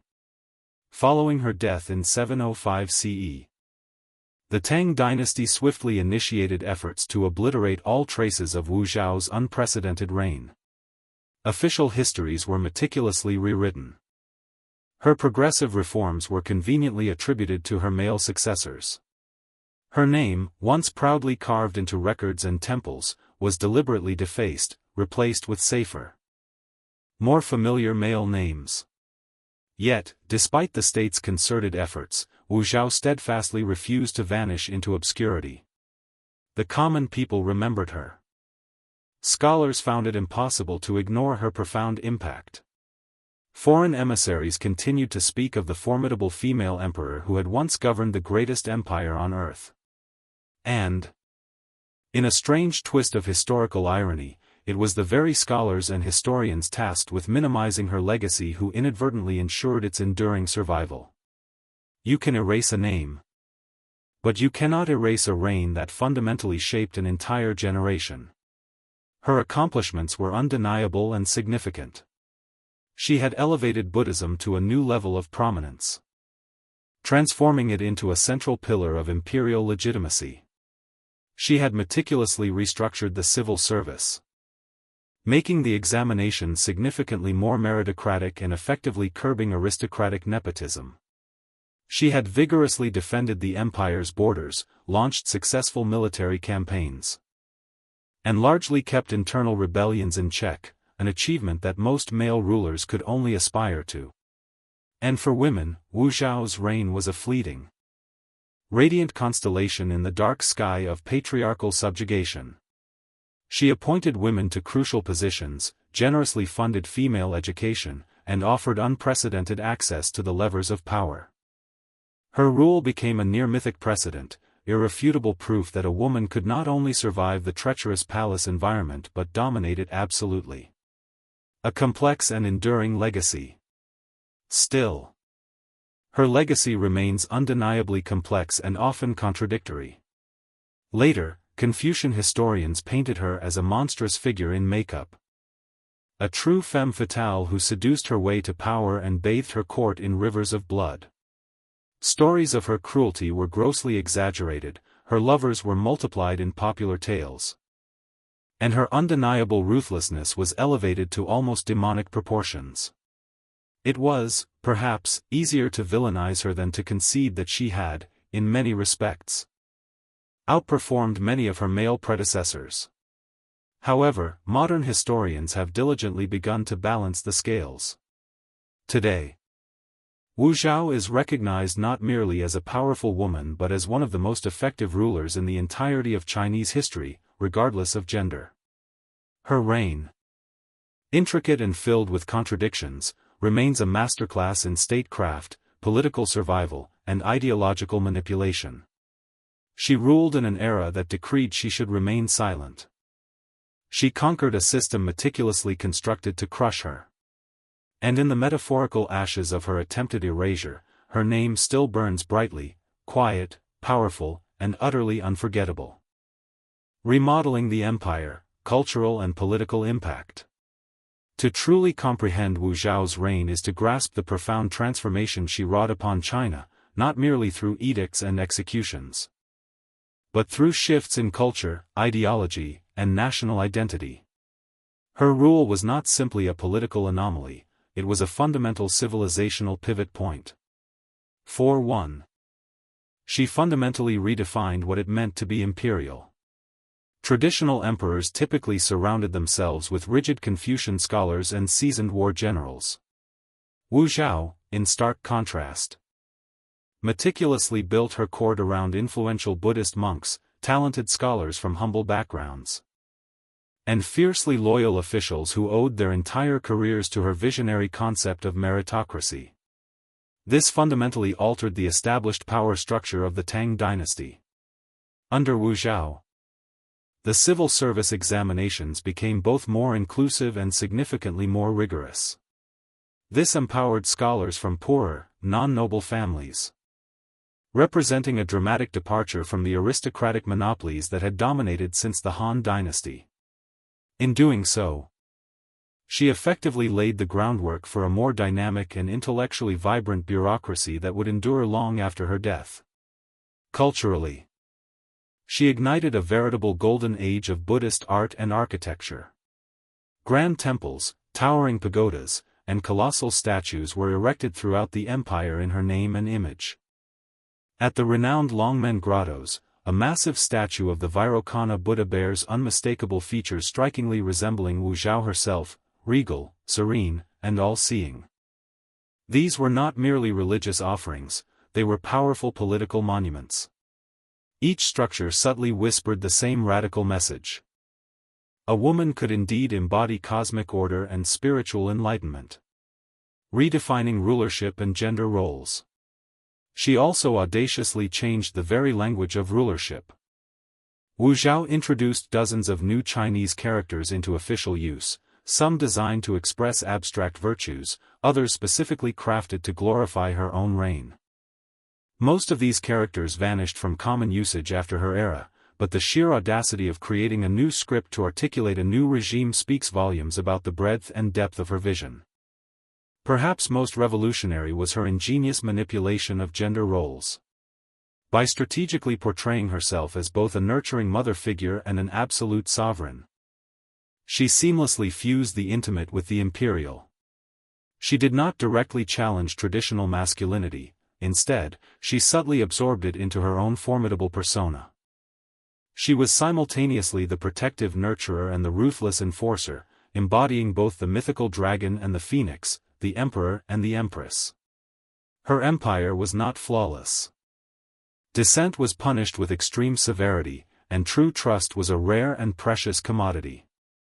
Yet, it functioned, evolved, and expanded under her astute leadership. And that, despite centuries of entrenched resistance to her legacy, cannot be denied. Wu Zhao didn't merely rule the Tang dynasty, she fundamentally remodeled it. An enduring paradox. Wu Zhao passed away over 1,300 years ago, yet the profound echo of her reign continues to ripple through China's cultural memory, a haunting melody of brilliance, brutality, and audacious defiance. While her name was once literally scraped from stone and banished from official historical annals, time possesses a peculiar way of unearthing what history attempts to bury. In the centuries that followed, she became a complex paradox. In popular folklore, she was depicted as everything from a cruel, manipulative seductress to a divinely ordained ruler. Opera troupes dramatized her life, sometimes portraying her as a tragic heroine, sometimes as a ruthless tyrant. She was demonized, sanctified, misunderstood, and yet, crucially, never forgotten. No woman in the entirety of Chinese history has ever matched her meteoric climb or the absolute authority of her crown. Others wielded power as dowagers or regents. But none ever dared to declare themselves emperor. None dared to remake dynasties, rewrite the very language of the realm, or stand utterly alone atop the world's most powerful throne. And the enduring legacy of that undeniable fact, that she shattered the unbreakable rule, continues to inspire intense debate. To some, she remains a stark cautionary tale. The inherent danger of unchecked ambition, of femininity unbridled and cloaked in armor. But to others, particularly modern historians, feminists, and political thinkers, she represents something entirely different, a potent symbol of resilience, a compelling case study in raw political genius, and a monumental testament to the immense cost and profound consequence of leading when you were never intended to. Even today, Wu Zhao is more than just a historical figure, she is a mirror. In her meteoric rise, one discerns the grinding gears of systemic injustice, and in her transformative reign, the precise moment those gears were decisively jammed. She didn't just defy expectations. She utterly obliterated them. And yet, she also paid the inevitable price of greatness. Her legacy remains clouded by significant moral ambiguity. She employed fear as much as fairness. Her enemies died not merely in disgrace but sometimes without fair trial, their voices irrevocably lost to history. Her compassion was selective, her justice strategic. She was not a saint. But she was never attempting to be one. Wu Zhao ruled not to be liked, but to survive. And in surviving, she fundamentally made history.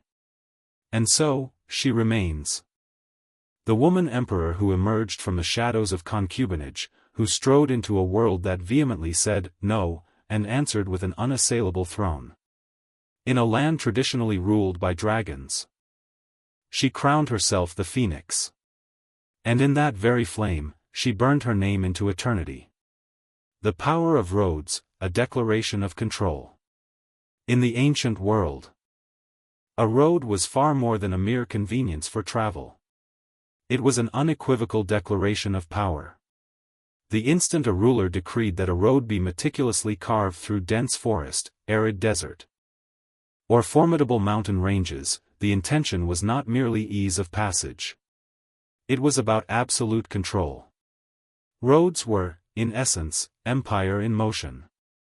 Unlike natural waterways or vast oceans, whose courses were dictated by nature, roads were deliberate human impositions. They boldly bisected geographies, seamlessly tethered distant outposts to central capitals, and served as a constant, tangible reminder to everyone, from humble merchant to aspiring rebel, that civilization possessed an undeniable and far-reaching grasp. A well-constructed road ensured that troops could mobilize with exceptional speed, taxes could be collected with formidable efficiency, and valuable goods from the far-flung frontiers could be effortlessly transported to the very heart of the empire. The earliest known pathways date back to Mesopotamia, roughly 4000 BCE. These were not sophisticated paved highways, but rather compacted earthen tracks utilized by rudimentary carts and trading convoys. Even in those nascent societies, a crucial realization emerged. When people traverse the land, ideas, goods, and cultural influence move in tandem, and whoever constructs the route fundamentally controls this vital flow.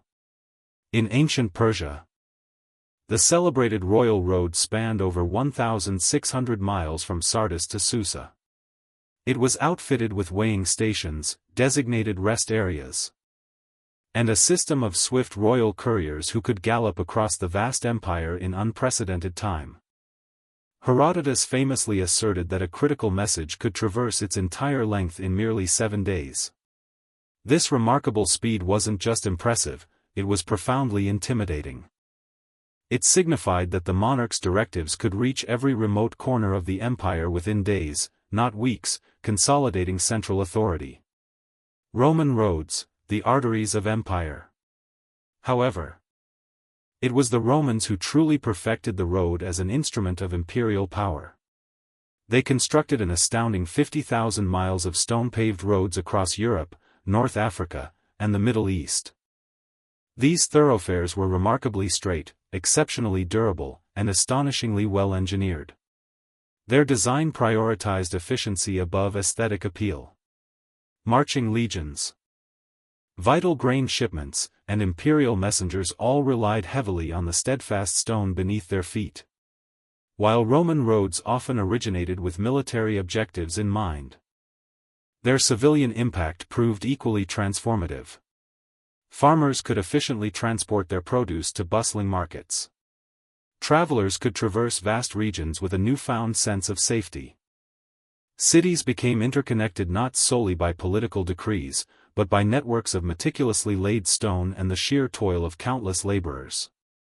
In virtually every significant civilization, the road transcended mere transportation, it became an agent of profound transformation. To construct a road was to fundamentally reshape the physical landscape, and in doing so, to redefine the power that governed it. If the ancient world harbored an engineering superpower, it was undoubtedly Rome. And their most potent instrument wasn't solely the aqueduct or the arch. It was the road. Roman roads were not simply pathways, they were the very skeletal structure of an empire. The logistical brilliance of Roman construction. The idiom, "all roads lead to Rome," was not a mere figure of speech, it was a precise logistical reality. The Romans meticulously built over 50,000 miles of roads, characterized by expertly laid stone, superior drainage systems, and an unswerving straightness. These arterial routes connected distant Britain to the sands of Egypt, linked the Rhine to the Danube, and seamlessly integrated every crucial military outpost in between. These roads effectively made the sprawling empire feel considerably smaller, swifter, and far more manageable. Roman engineers adhered to a precise construction formula. First, they meticulously selected a route, not always the path of least resistance, but frequently the most direct. Then came the rigorous surveying phase, employing sophisticated tools like the groma for accurate right angles and precise distance measurements. Once the trajectory was definitively established, excavation commenced. A Roman road was meticulously constructed in layers, much like a monumental cake of conquest. The foundational layer, known as statumen, comprised large, unworked stones. Above this came the rudis, a robust mixture of crushed stone and lime mortar. Next was the nucleus, a compacted layer of sand or fine gravel. Finally, the summa dorsum, the paved top, consisted of tightly interlocking stone slabs, often purposefully crowned in the center to facilitate efficient water runoff. The culmination of this intricate process was a road capable of withstanding centuries of inclement weather, countless hooves, and untold numbers of sandals. Remarkably, some segments are still in active use today. Beyond engineering, infrastructure and imperial reach. However, engineering prowess represented only half of the narrative. Roman roads were invariably accompanied by comprehensive infrastructure, strategically placed mile markers, convenient rest stops, and official way stations known as mansions, where imperial officials and urgent messengers could find respite and resupply. The cursus publicus, Rome's highly organized courier system, leveraged these roads to transmit critical messages across the empire with astonishing rapidity, occasionally achieving speeds of nearly 50 miles per day. Yet, the roads transported more than mere mail, they moved legions. A nascent rebellion in Gaul, a localized skirmish in Judea, Roman troops could march hundreds of miles faster than any adversary anticipated.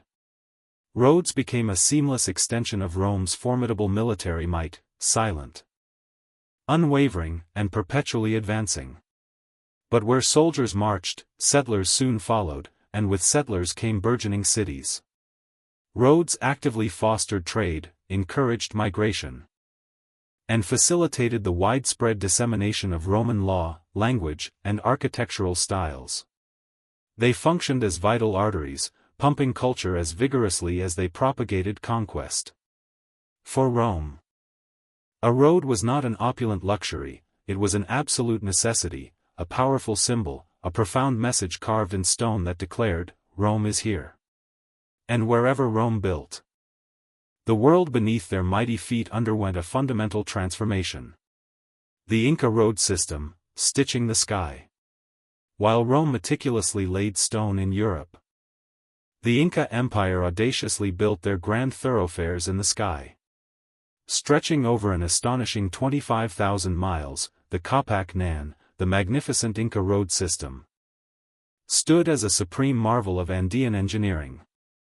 It intricately interconnected one of the planet's most formidable and challenging landscapes, linking parched deserts, dense jungles, and towering mountains that soared past 13,000 feet.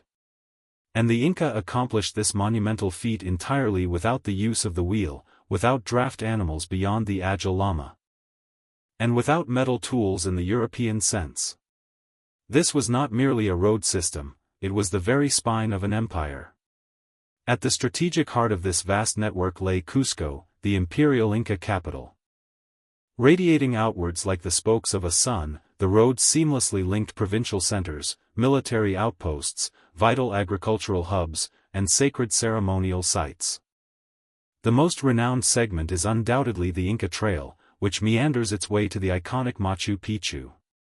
However, this was merely one intricate thread in a far more extensive imperial tapestry. The roads themselves varied considerably in their scale and construction. In the lowlands, they were broad and meticulously paved with cut stone. In the dizzying high mountains, they narrowed to perilous paths cut directly into sheer cliffs, sometimes no more than a foot wide, where formidable rivers blocked passage. The Inca ingeniously constructed rope suspension bridges using expertly woven grasses, strong enough to bear the weight of travelers and caravans of llamas. These vital bridges required annual reconstruction, a profound community ritual that remarkably persists in parts of Peru even today. Efficiency and spirituality in the Andes. There were no wheeled carts, all transport was carried out on foot or by llama. However, the Inca possessed something even more remarkably efficient: the Chasca relay runners. These agile messengers sprinted tirelessly between tambos, or rest stations, meticulously spaced every few miles. This ingenious system allowed urgent messages, fresh food, and even succulent fish from the coast to reach the emperor in Cusco within mere days, despite the empire lacking a written script. Yet, the roads also possessed a profound spiritual dimension. Many followed Sikhs, sacred lines that radiated from Cusco to various shrines and revered mountain peaks. Travel was therefore not merely practical, it was deeply symbolic. Every step reinforced the imperial order and the delicate balance of religious harmony. The Capac Nan was not a Roman-style machine of conquest, it was a resilient tether. A sophisticated means to bind a vertically sprawling empire together. From snow-capped Andean peaks to arid coastal deserts, the roads made unity an astonishing possibility. And though much of it has vanished today, some sections still endure, stones meticulously fitted without mortar, still bearing the faint imprint of footsteps after 5 centuries. The Inca did not merely conquer the Andes, they painstakingly stitched it together, one vital pathway at a time. The Persian Royal Road. A blueprint for efficiency. Centuries before the monumental Roman efforts and far removed from the towering Andean peaks. Another vast empire strategically stitched together its expansive territory with stone and sophisticated planning, the Achaemenid Persian Empire. At its very heart ran the legendary Royal Road. A remarkable 1,500-mile engineering triumph stretching from Sardis in Lydia, modern-day Turkey, to Susa, one of the primary Persian capitals. Commissioned by Darius the Great in the 5th century BCE. The royal road was more than just a conduit for moving goods, it was a vital political artery, a tangible demonstration of imperial sophistication. And one of the earliest true long-distance highways ever recorded in history. The Persians may not have invented roads, but they rigorously standardized them, militarized them, and transformed them into the fundamental backbone of their bureaucracy. Their skilled engineers meticulously scouted routes that balanced rugged terrain with directness, carefully avoiding treacherous swamps and bravely scaling mountains when absolutely necessary. The outcome was a surprisingly smooth and remarkably fast connection spanning a vast, continent-sized empire. Herodotus famously recorded that royal messengers could traverse the entire length of the royal road in a mere 7 days, a journey that would have typically consumed approximately 90 days for an ordinary traveler. How was this astonishing speed achieved? Through an ingenious system of relay stations. Every 15 to 18 miles, strategically placed posting stations provided fresh horses and vital supplies. Couriers would swiftly switch mounts and continue riding at top speed, a sophisticated system that remarkably foreshadowed the American Pony Express by over 2 millennia. Beyond messengers, trade, control, and lasting influence. However, these roads were not exclusively for urgent messengers. Merchants, military units, diplomats, and tax collectors utilized them constantly. The royal road played a crucial role in knitting together a vast, multi-ethnic empire that encompassed diverse peoples, including Greeks, Medes, Egyptians, Babylonians, and many more. It facilitated something truly extraordinary in the ancient world: central oversight of distant provinces. Road guards ensured constant safety, and strategically placed caravanserais provided shelter and provisions for travelers. The entire system relied heavily on meticulous maintenance and stringent order, two areas in which the Persian bureaucracy demonstrably excelled. Dedicated road crews were regularly deployed to repair any damage, and tolls were sometimes collected at strategic river crossings or narrow mountain passes. The Persians also pioneered the use of road markers and milestones, essential tools for accurately measuring distance and ensuring consistency across diverse regions. These pioneering practices would later echo in the advanced road networks of Rome and Byzantium. The royal road did not survive the eventual fall of Persia entirely intact, but its profound influence lingered. Alexander the Great famously utilized it during his invasion of the empire. The Romans, in turn, later expanded upon its foundational concept. Even today, modern highways in the region follow segments of its ancient route. It powerfully demonstrated one undeniable idea: an empire is not ruled by the sword alone. It is ruled by the speed of a message and the underlying strength of the road upon which it travels. Han Dynasty China. The Silk Road's foundation. While the Romans meticulously laid stone in Europe and the Incas painstakingly carved trails through the Andes, another vast empire was quietly constructing a comprehensive road network that would profoundly shape the world in a distinctly different manner: Han Dynasty China. Their roads did not merely connect cities. They intricately stitched together a sprawling civilization and provided the essential infrastructure that fueled the rise of one of the most legendary trade systems in human history: the Silk Road. Under the Han Dynasty, particularly during the formidable reign of Emperor Wu, 141 to 87 BCE, roads transformed into a critical tool for both imperial expansion and centralized control. The government poured vast resources into constructing and diligently maintaining extensive long-distance routes that stretched from the imperial capital of Chang'an deep into Central Asia. These roads were not exclusively for merchants, they served as vital military and administrative arteries. Unlike the uniformly stone-paved Roman roads, Han roads were not always constructed with such consistent engineering. Many consisted of hard-packed dirt or gravel, occasionally reinforced with sturdy planks in marshy regions or solid stone slabs in areas of high traffic. But what they might have lacked in uniform engineering, they more than compensated for in sheer scale and meticulous organization. The postal relay system, famously known as the Ichuan, was remarkably sophisticated. Stations were strategically placed at regular intervals, complete with fresh horses and comfortable accommodations for government messengers.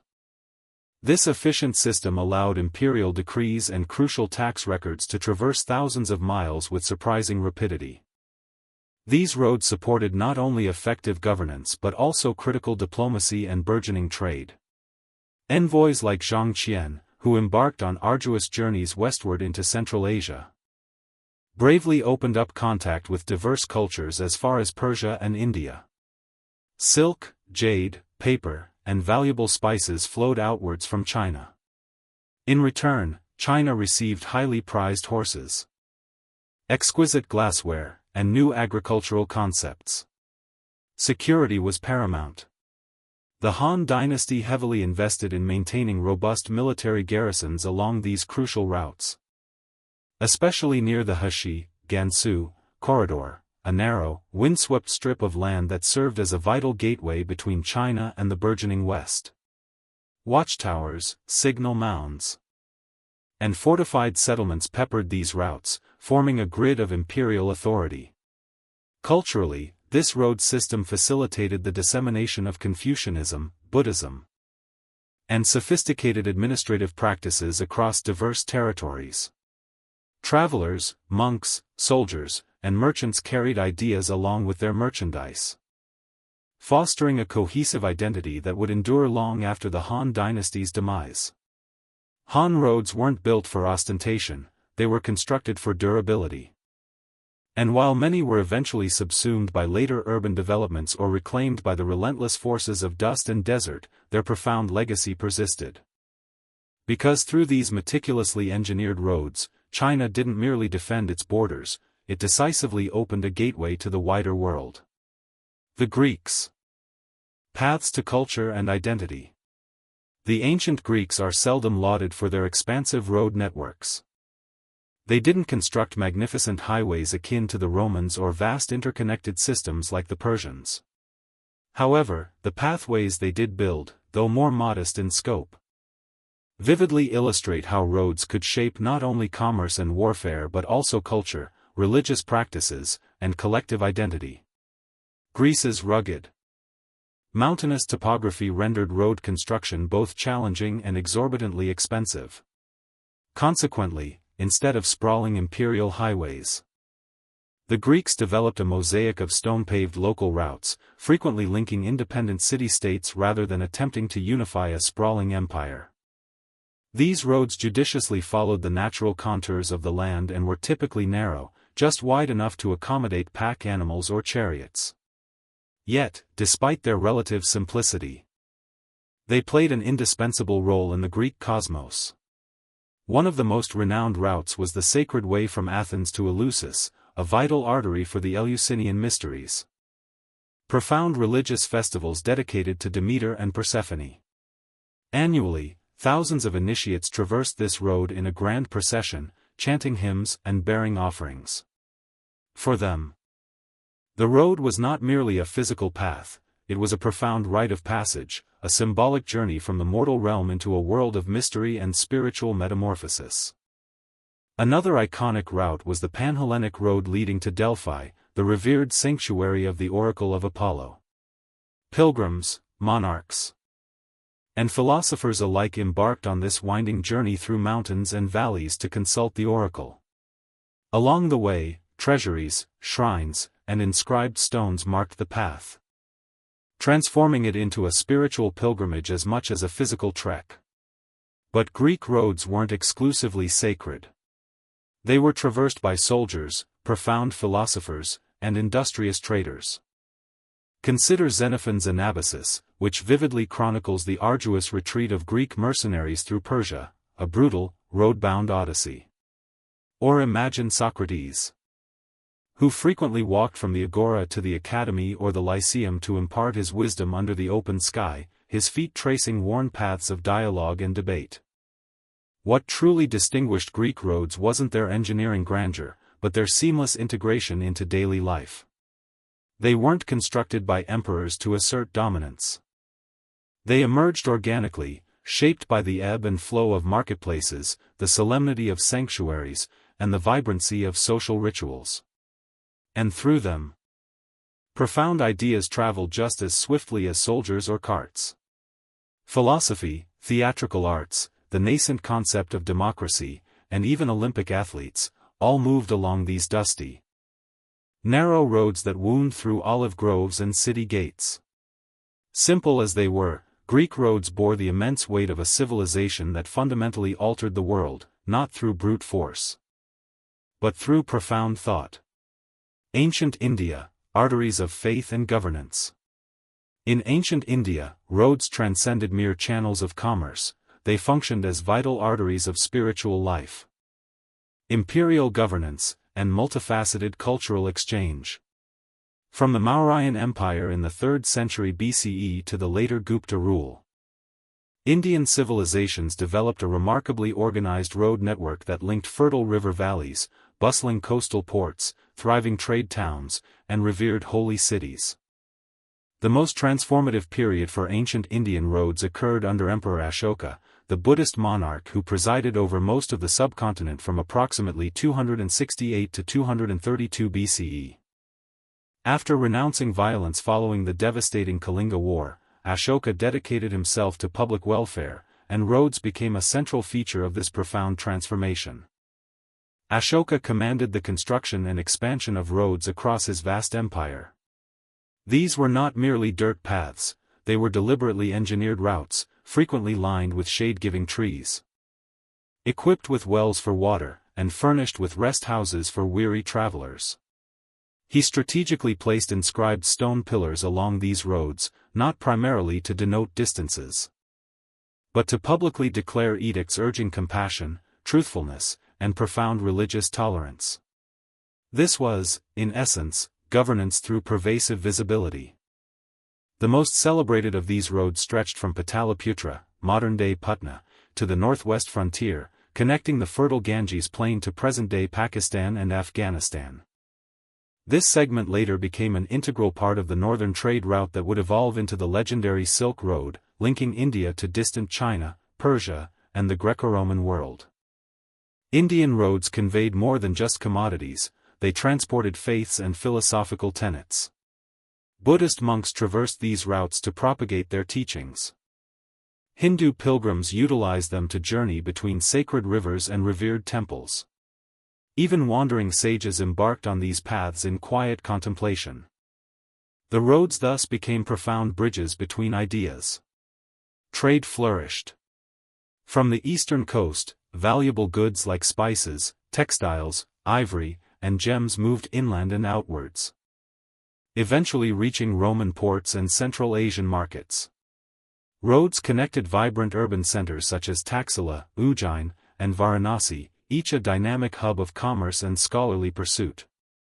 Although many ancient Indian roads were not paved with stone like their Roman counterparts, they were meticulously maintained seasonally, especially prior to the monsoon rains. Engineers employed gravel, sturdy wood planks, and compacted earth, often slightly elevated to prevent destructive flooding. What distinguished India's ancient road system was not brute force but its inherent plurality. Roads served kings, farmers, saints, and scholars alike. They didn't just connect empires. They connected entire worldviews. And in that rich blend of purpose, part political, part spiritual, part economic, India paved not merely roads, but pathways to influence that would stretch far beyond its geographical borders. Engineering marvels, bridges, drainage, and durability. Ancient roads were not simply flat paths traversing the landscape. They were astounding feats of engineering that successfully overcame formidable rivers, deep ravines, and rugged terrain. To construct truly effective roads, civilizations had to master the intricate arts of bridge building, efficient drainage, and durable construction. The Romans were undeniable pioneers in bridge engineering. Their roads frequently spanned vast rivers using magnificent stone arch bridges. Structures robust enough to support immense loads and endure for centuries. The Ponte Fabricio in Rome and the Alcantara Bridge in Spain stand as prime examples. The Roman Arch, utilizing precisely cut keystones, masterfully distributed weight, ensuring remarkable stability. Their bridges were not merely utilitarian, they were powerful symbols of imperial might, inspiring awe and profound respect. But the Romans were not alone in this ingenuity. The Inca, confronting wild rivers carving through treacherous Andean gorges, ingeniously constructed rope suspension bridges meticulously crafted from woven grasses and sturdy vines. These bridges were remarkably lightweight yet possessed incredible strength. They were rebuilt annually by local communities in vibrant rituals that are still practiced in parts of Peru today.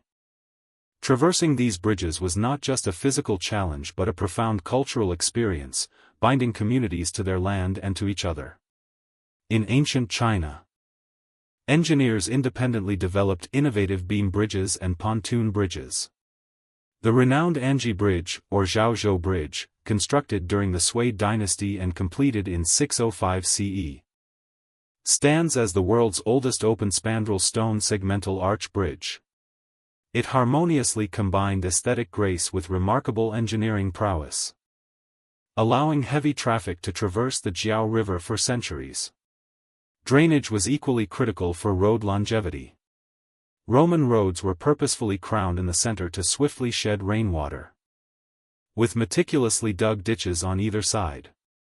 In the wet and monsoon-prone lands of India and Southeast Asia, roads were often elevated on causeways or filled with carefully layered gravel to prevent devastating washouts. Some empires even constructed roads using multiple layers of materials, compacted soil, various sizes of stones, gravel, and paving slabs, to ensure unparalleled durability and resilience. Beyond transit. The enduring legacy of ancient roads. Beyond the physical structures of bridges and drainage systems, the establishment of way stations and mile markers along ancient roads provided travelers with essential rest, vital supplies, and accurate orientation, serving as early versions of what we now recognize as highway rest stops. These engineering achievements didn't just facilitate movement, they fundamentally shaped economies, warfare, and cultural exchange. A well-placed bridge could signify the difference between an army successfully invading enemy territory and being abruptly halted. A meticulously maintained road could ensure the very survival of a city through reliable trade and consistent communication. Ultimately, the engineering behind ancient roads was a profound expression of human ingenuity, a testament to how societies adapted to and actively reshaped their environments to efficiently move people, goods, and ideas across vast and varied landscapes. Throughout history, ancient roads were more than mere pathways, they were the lifelines that enabled empires to flourish, expand, and endure.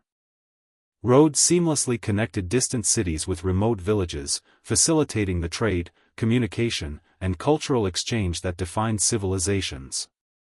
Empires universally understood that without efficient road networks, armies could not mobilize rapidly, governors could not effectively enforce law, and merchants could not prosper. Roads shaped economic hubs, encouraged urban growth, and even profoundly influenced the spread of religions and philosophies. The Silk Road, the Roman Via Appia, and the Incan Capac Nan, all transported more than just physical goods, they carried invaluable ideas and evolving identities. Architects of civilization. The diligent maintenance of these roads necessitated vast bureaucracies and dedicated labor forces, powerfully reflecting the organizational prowess of empires like Rome, Persia, China, and the Incas. Roads became a tangible measure of an empire's reach and inherent stability. When roads were kept in optimal repair, empires flourished. When neglected, regions drifted into isolation, erupted in rebellion, or succumbed to decline. But roads also profoundly symbolize human ambition, the innate desire to connect, to control, and to communicate across immense spaces. They reveal how early engineers and visionary leaders perceived geography not merely as an obstacle but as a malleable canvas to be reshaped. Today, many ancient roads lie beneath our modern highways, while others endure as invaluable archaeological treasures. They serve as a poignant reminder that the infrastructure we often take for granted was once a monumental achievement, meticulously paved with sweat, stone, wood, and sheer ingenuity. The legacy of ancient roads is palpably alive in every journey we undertake, every letter we send, and every trade route that intricately links our globalized world. They are the silent architects of empire, culture, and civilization. In essence, the narrative of ancient roads is the very narrative of humanity itself, perpetually on the move. Diligently building bridges, both literal and metaphorical, across the vast expanses of time and space.